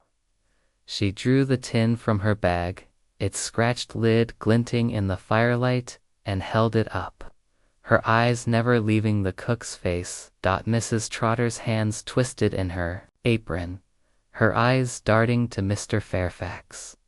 "It was a gift," she said, her voice faltering. "I used it that night, as he asked. I didn't think." Her words trailed off, and Miss Marple turned her gaze to Mr. Fairfax, whose jaw tightened, though he remained silent. "A gift," she repeated, her tone musing. "From a friend in London, you said?" Yet Mrs. Trotter found a fine powder in it, unlike the herbs she expected. "I've sent it to a chemist for analysis, but I suspect it held more than spices." Laura Denby let out a sharp laugh, her hands smoothing her skirt. "Really, Miss Marple? This is like something out of a novel," she said, her voice bright but brittle. "Are you suggesting someone tampered with the tin? That's absurd." Her eyes flicked to Mr. Fairfax, and Miss Marple noted the quick exchange, a silent communication that spoke of shared unease. "Not absurd, Miss Denby," Miss Marple said, her tone unchanged.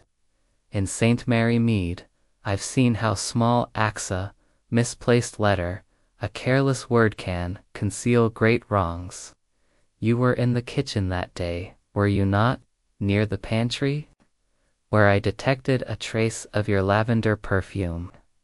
Laura's smile froze, and her fingers tightened on her handkerchief. I may have passed through," she stammered. "Eleanor and I were talking, that's all. I didn't touch anything." Her voice rose, and Miss Marple's needles resumed their rhythm, marking the lie. "Talking," she said softly, "as you did in the garden, where Sophia overheard." "You argue," Eleanor said. "It's not that simple, didn't she?" "What was it that wasn't so simple, Miss Denby?" Sophia, seated beside Clara, gasped softly, her eyes wide with a mix of fear and realization. "I didn't mean to listen," she said, her voice trembling. But Eleanor sounded so upset.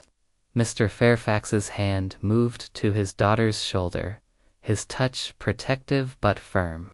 "Sophia, that's enough," he said, his voice low but sharp. Miss Marple's eyes met his, and she saw the storm brewing behind his composure. "Let the child speak, Mr. Fairfax," she said gently. "She has seen much, hasn't she? Including your late-night walks to Mrs. Crane's cottage in the village." The room fell silent. The fires crackled, the only sound, as Mr. Fairfax's face paled, his hand dropping from Sophia's shoulder. Clara gasped, her handkerchief pressed to her lips, while Laura's eyes darted between them, her smile gone. Mrs. Trotter's mouth opened, then closed, her loyalty warring with the dawning truth. Miss Marple continued, her voice as calm as if discussing a parish bazaar. "The village speaks of these visits, Mr. Fairfax," she said. "Mrs. Crane, a widow of some charm, has been seen with you often. Eleanor, I believe, discovered this. Perhaps she confronted you, or threatened to speak, endangering your reputation and Sophia's future." Mr. Fairfax's eyes blazed, but his voice was controlled. "This is speculation, Miss Marple," he said. "I cared for Eleanor as an employee, nothing more. If I visited Mrs. Crane, it was a matter of friendship." His words were smooth, but Miss Marple caught the tremor in his voice, the slight clenching of his fists. She turned to Sophia, her tone gentle. "Sophia, you mentioned Eleanor's unease, her talk of freedom. Did she ever speak of your father in a way that troubled you?" Sophia's eyes filled with tears, and she looked at her father, her loyalty visibly straining. "She said once that father deserved to be happy, but not at someone else's expense," she whispered.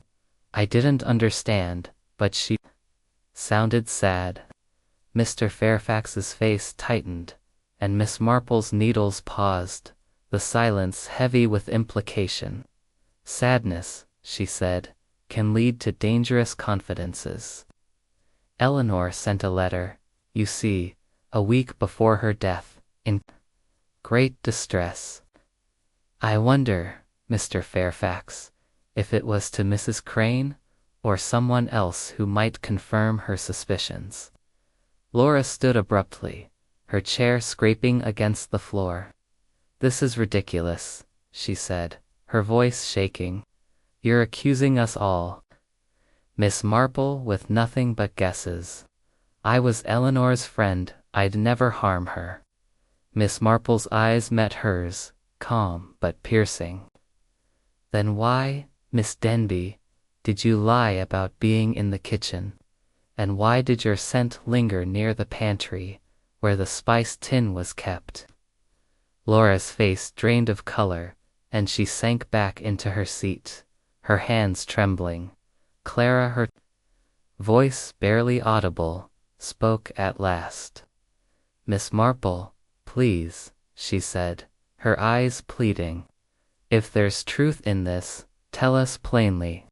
Miss Marple nodded, her expression softening.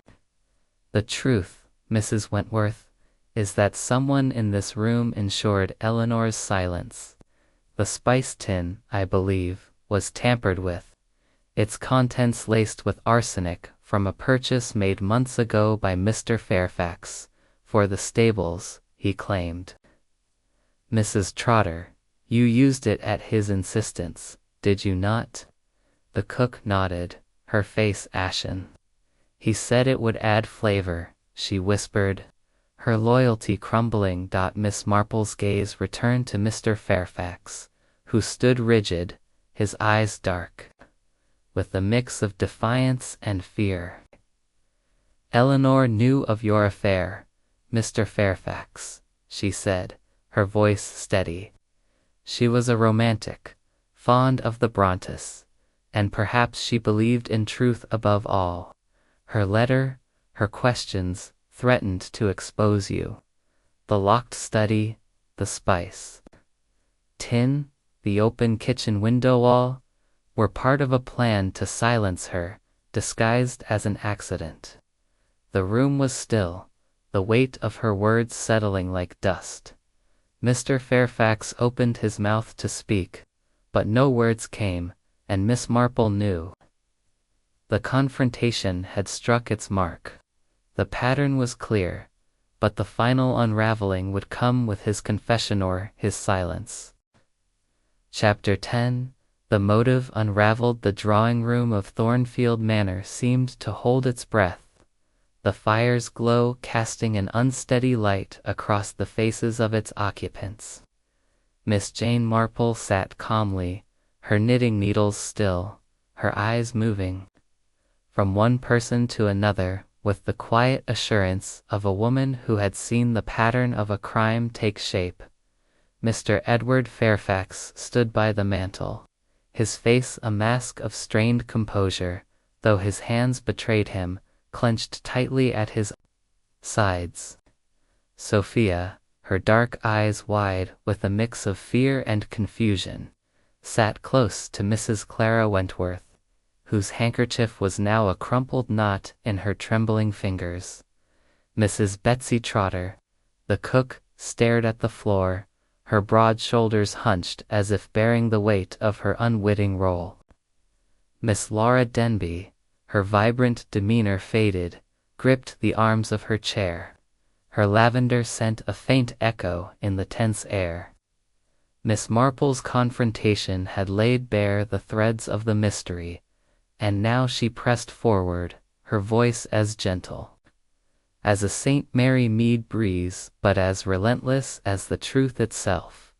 "Mr. Fairfax," Miss Marple said, her tone serene yet piercing, "we have established that Miss Vance knew something that threatened you. Her letter, sent in distress, her talk of freedom, and Sophia's glimpse of your visits to Mrs. Crane all point to a secret you could not allow to be exposed." She paused, her eyes meeting his, noting the flicker of panic that broke through his polished exterior. "The spice tin, gifted by you to Mrs. Trotter, was the means of her death. Arsenic purchased months ago for the stables was no accident in that soup." Mr. Fairfax's face darkened, his voice low but sharp. "This is outrageous, Miss Marple," he said, stepping forward, his shadow looming across the room. "You weave a tale from village gossip and a child's fancies. I cared for Eleanor as an employer, nothing more. To suggest I poisoned her is absurd." His words were firm, but Miss Marple caught the tremor in his voice, the way his eyes darted to Sophia, who looked at him with a mixture of trust and doubt that seemed to wound him more than any accusation. Miss Marple's needles remained still, her hands folded in her lap. "In St. Mary Mead," she said, "I've seen men protect their secrets with great care, especially when those secrets involve matters of the heart. Mrs. Crane, I understand, is a woman of considerable charm. The village speaks of your visits to her cottage, late at night, when you believed no one watched." She turned to Sophia, her tone softening. "You saw him, didn't you, my dear? Walking toward the village, perhaps hoping to keep his meetings discreet." Sophia's lips trembled, and she nodded, her voice barely audible. I saw him, Miss Marple. I didn't tell anyone, not even Eleanor, but she knew. She looked so sad when she spoke of father, like she pitied him." Her words hung in the air, and Mr. Fairfax's face drained of color, his hand gripping the mantel as if to steady himself. Clara gasped, her handkerchief pressed to her mouth, while Mrs. Trotter's head snapped up, her eyes wide with shock. Laura's fingers tightened on her chair, her breath coming in short, sharp bursts. Miss Marple continued, her voice unwavering. "Eleanor, with her love of the Brontes, was a romantic at heart. She believed in truth, perhaps too much, I believe. She confronted you, Mr. Fairfax, about your affair with Mrs. Crane. She may have threatened to speak, to protect Sophia, or simply to uphold her own sense of right. That letter she sent perhaps to Mrs. Crane, or to a friend who might counsel her, sealed her fate. She paused, letting the weight of her words settle, then turned to Mrs. Trotter. You, Mrs. Trotter, were asked to use the spice tin that night, were you not? A special request from Mr. Fairfax, to add flavor to the soup. Mrs. Trotter's face crumpled, her hands twisting in her apron. He did, she whispered, her voice thick with guilt. He said it was a fine blend, from London. I trusted him, never thought to check it proper. Oh Lord, if I'd known.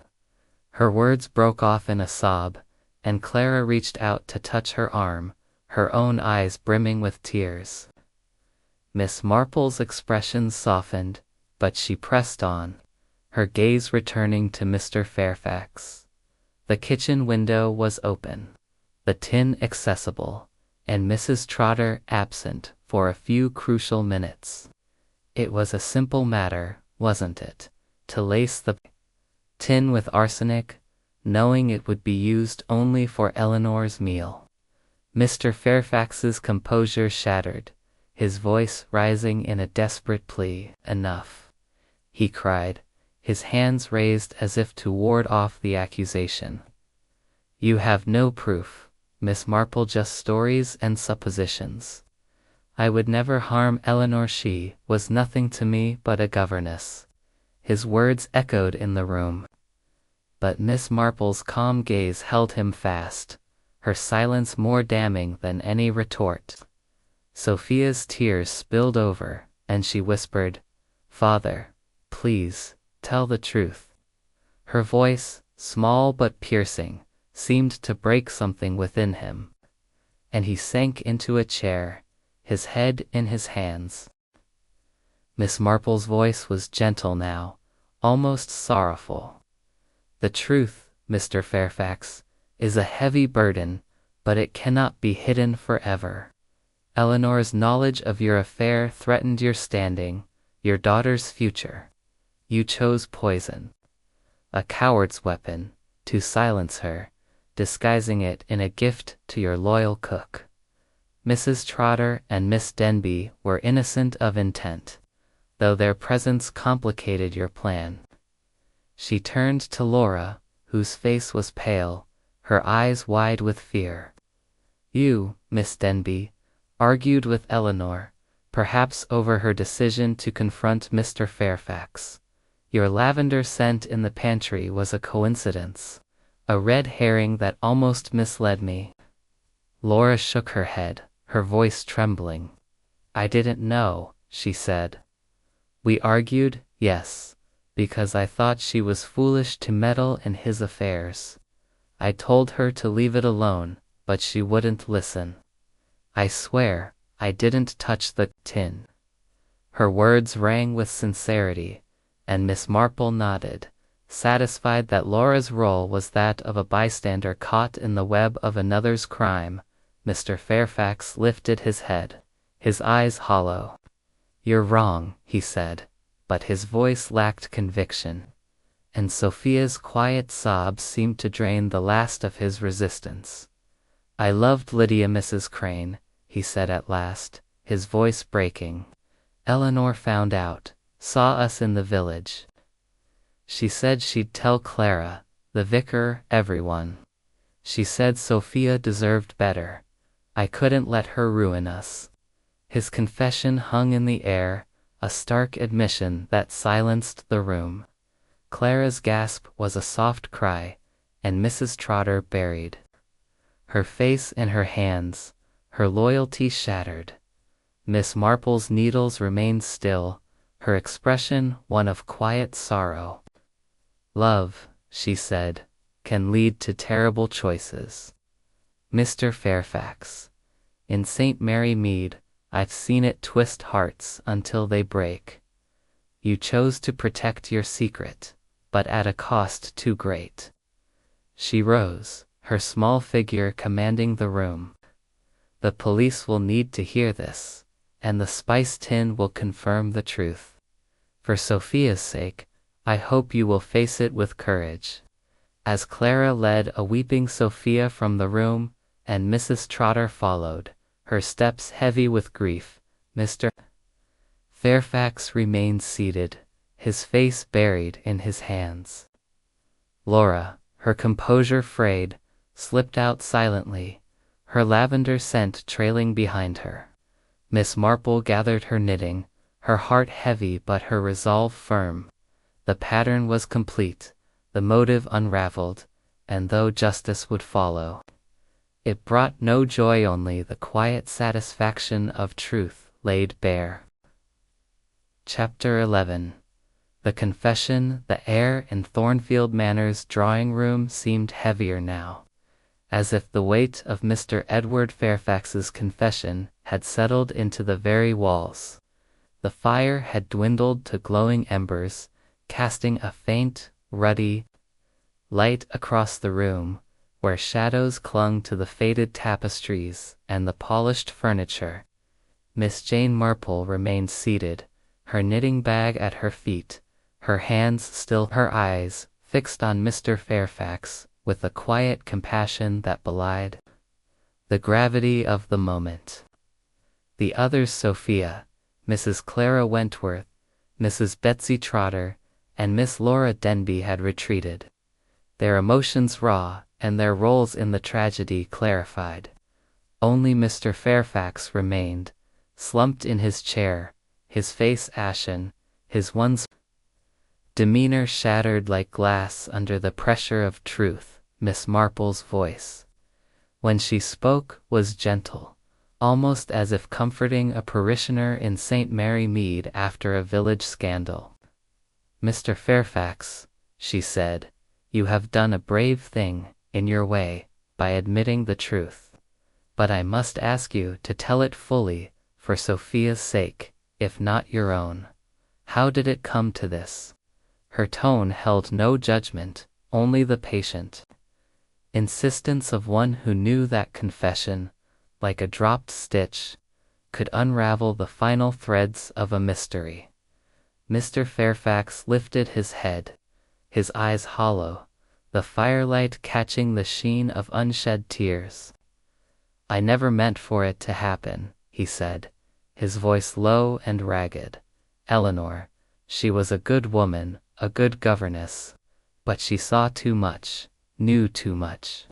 He paused, his hands clenching, then unclenching, as if grappling with the weight of his words.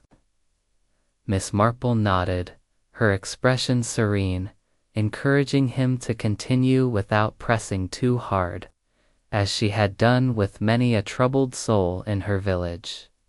It began with Lydia Mrs. Crane, he said, his voice barely above a whisper. After my wife's death, I was lost. Sophia was so young, and I was drowning in grief, in duty. Lydia was kind, vibrant. She reminded me I was still alive. Our meetings were discreet, or so I thought, in her cottage at the edge of the village. But Eleanor, with her sharp eyes, saw us one evening last spring. She didn't confront me then, but I could tell she knew. His voice faltered, and he ran a hand through his hair, disheveling its careful order. Miss Marple's eyes softened, though her mind remained alert, piecing together the final details. And she spoke to you about it, didn't she? She prompted, her tone as gentle as a breeze stirring the leaves in St. Mary Mead. Mr. Fairfax nodded, his gaze fixed on the dying fire. It was a week before it happened, he said. She came to my study, late, when Sophia was asleep. She said she'd seen me with Lydia, that she couldn't stay silent. Not for herself, but for Sophia. She said my daughter deserved a father who lived honestly. She was going to tell Clara, perhaps even the vicar, to shame me into ending it. His voice broke, and he buried his face in his hands. Miss Marple waited, her silence a gentle invitation, and after a moment he continued. I begged her to reconsider, he said. I told her it would ruin Sophia's prospects, tarnish the Fairfax name. But Eleanor was stubborn. She believed in truth, like one of her Brontë heroines. She said she'd already written a letter, though she wouldn't say to whom. I think it was to Lydia, warning her to stay away.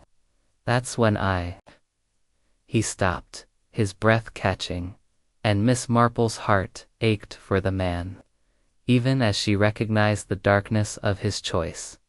The spice tin, she said softly, her voice steady despite the sorrow in her eyes. You saw an opportunity, didn't you? The arsenic you'd bought for the stables, kept in your study, perhaps. Mr. Fairfax nodded, his shoulders sagging as if the confession had drained the last of his strength. I didn't plan it at first, he said, but the thought grew, like a poison itself. I mixed the arsenic with the herbs in that tin, a small amount, thinking it would look like an accident, a tainted batch from London. I gave it to Mrs. Trotter, told her to use it for Eleanor's soup. She trusted me, never questioned it. His voice was a whisper now, filled with self-loathing. I locked my study that night, stayed there until Clara's cry woke the house. I thought I'd protected Sophia. Miss Marple's expression was one of quiet sorrow, her hands folded in her lap. Protection, she said, can take many forms, Mr. Fairfax, but it cannot justify such a cost. Eleanor's life, Sophia's trust, these are not things to be bartered for reputation. She paused, letting her words settle, then added, Mrs. Trotter, Miss Denby, they played no knowing part, did they? Mr. Fairfax shook his head. No, he said. Mrs. Trotter was loyal, blind to my deceit. Laura, she suspected something, argued with Eleanor about meddling, but she knew nothing of the poison. The fault is mine alone. The room was silent, save for the faint crackle of the embers, and Miss Marple rose, her small figure commanding despite her unassuming air. The police will come tomorrow, she said, her voice firm but kind. Inspector Grayson must hear your confession, and the spice tin will confirm it. For Sophia's sake, I urge you to speak plainly to them, to spare her the pain of a prolonged ordeal. Mr. Fairfax nodded, his eyes distant, as if already seeing the consequences of his actions. I will, he said, his voice barely audible. For Sophia, Miss Marple gathered her knitting bag, her heart heavy with the weight of the truth. She stepped into the hall, where Clara waited, her face pale and tear-streaked. Is it true? Clara whispered, her voice trembling. Miss Marple nodded, her eyes gentle but resolute. It is, she said. Mr. Fairfax will face the law, but Sophia will need you now, more than ever. Clara's lips trembled, but she nodded, her resolve strengthening. I'll care for her, she said. She's all that matters now. As Miss Marple ascended to her room, she passed Sophia's door, where the girl sat on her bed, clutching her sketchbook, her eyes red from crying. Miss Marple paused, her heart aching for the child caught in the wreckage of her father's choices. Sophia, my dear, she said softly, stepping inside. You've been very brave, and I know this hurts. But you are stronger than you know, and you are not alone. Sophia looked up, her tears spilling over, and flung herself into Miss Marple's arms, seeking comfort in the older woman's quiet strength. Miss Marple held her, her touch as steady as her knitting, offering solace in the midst of sorrow. In her room, Miss Marple sat by the window, the spice tin on the table before her, its scratched lid a mute witness to the crime. She thought of St. Mary Mead, where secrets, however deeply buried, always found their way to light. Mr. Fairfax's love for Mrs. Crane, his fear of exposure, had led to a desperate act, but it was Sophia's grief that weighed heaviest on her heart. The confession was complete, the motive laid bare, and though justice would follow, it was a hollow victory.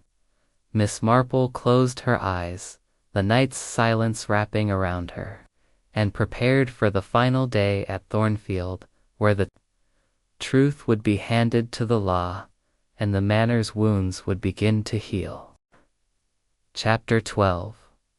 The quiet departure. The dawn broke over Thornfield Manor with a pale, hesitant light, as if reluctant to illuminate the sorrow that had settled within its walls.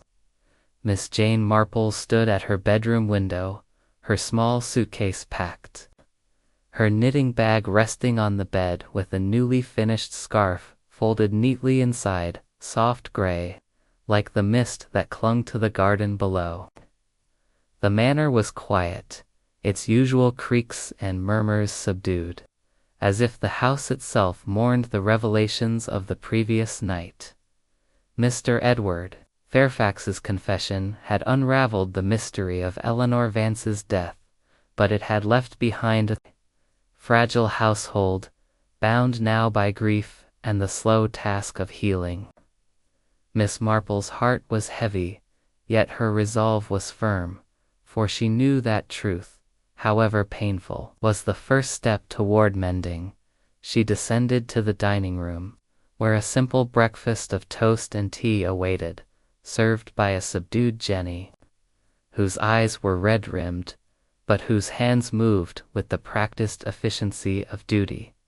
Mrs. Clara Wentworth joined her, her face pale but composed, a quiet strength emerging in the wake of the tragedy. "Miss Marple," Clara said, her voice steady despite the shadows beneath her eyes, "I cannot thank you enough. You've brought clarity where we saw only darkness." She paused, her fingers tracing the edge of her teacup. "Sophia is with the vicar's wife this morning. She need time, but she's strong." Miss Marple nodded, her smile gentle but tinged with sorrow. "She is," she said, her voice as soft as a St. Mary Mead breeze. "Children have a resilience that surprises us, Mrs. Wentworth. With your care and the village's support, she will find her way." She sipped her tea, her thoughts drifting to Sophia's tearful embrace the night before. A moment that had reminded her of the many young hearts she had comforted in her village over the years. Clara's lips trembled, but she nodded, her resolve mirroring Miss Marple's own. The sound of footsteps announced the arrival of Inspector Grayson, a stocky man with a weathered face and a manner that suggested he was more accustomed to petty theft than murder.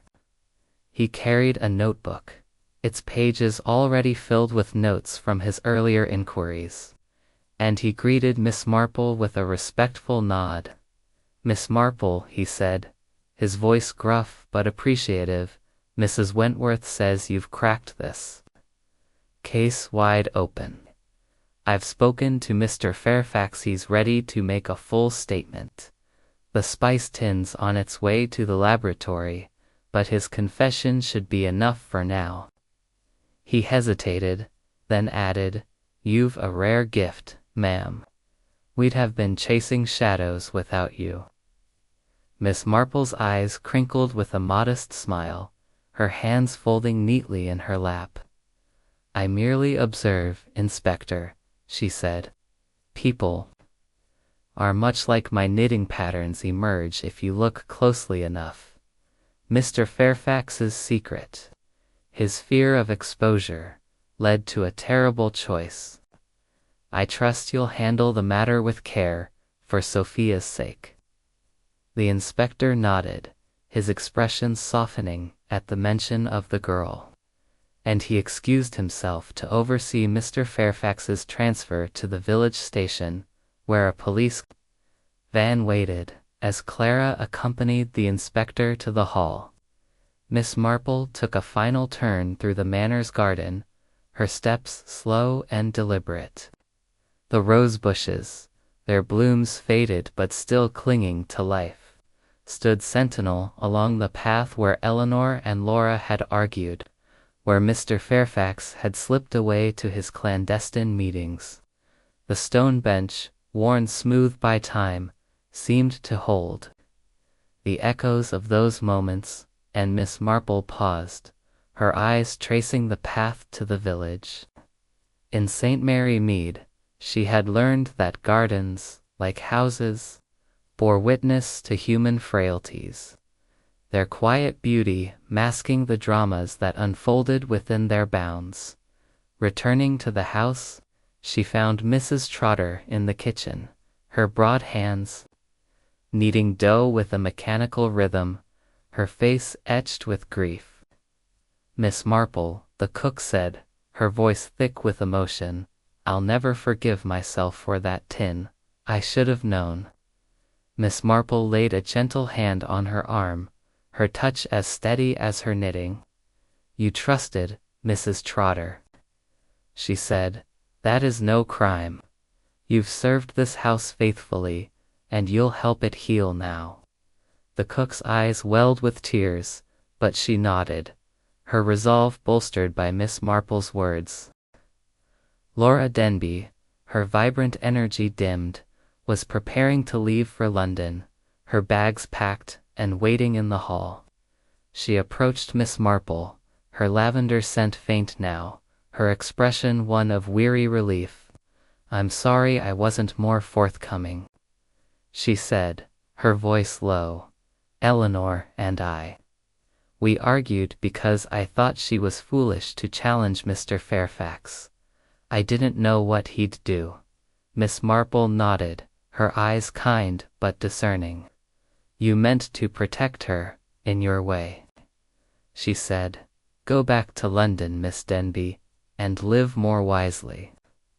Laura's lips trembled, and she nodded, turning away with a quiet dignity that suggested she had learned a hard lesson, as the trap arrived to take Miss Marple to the station.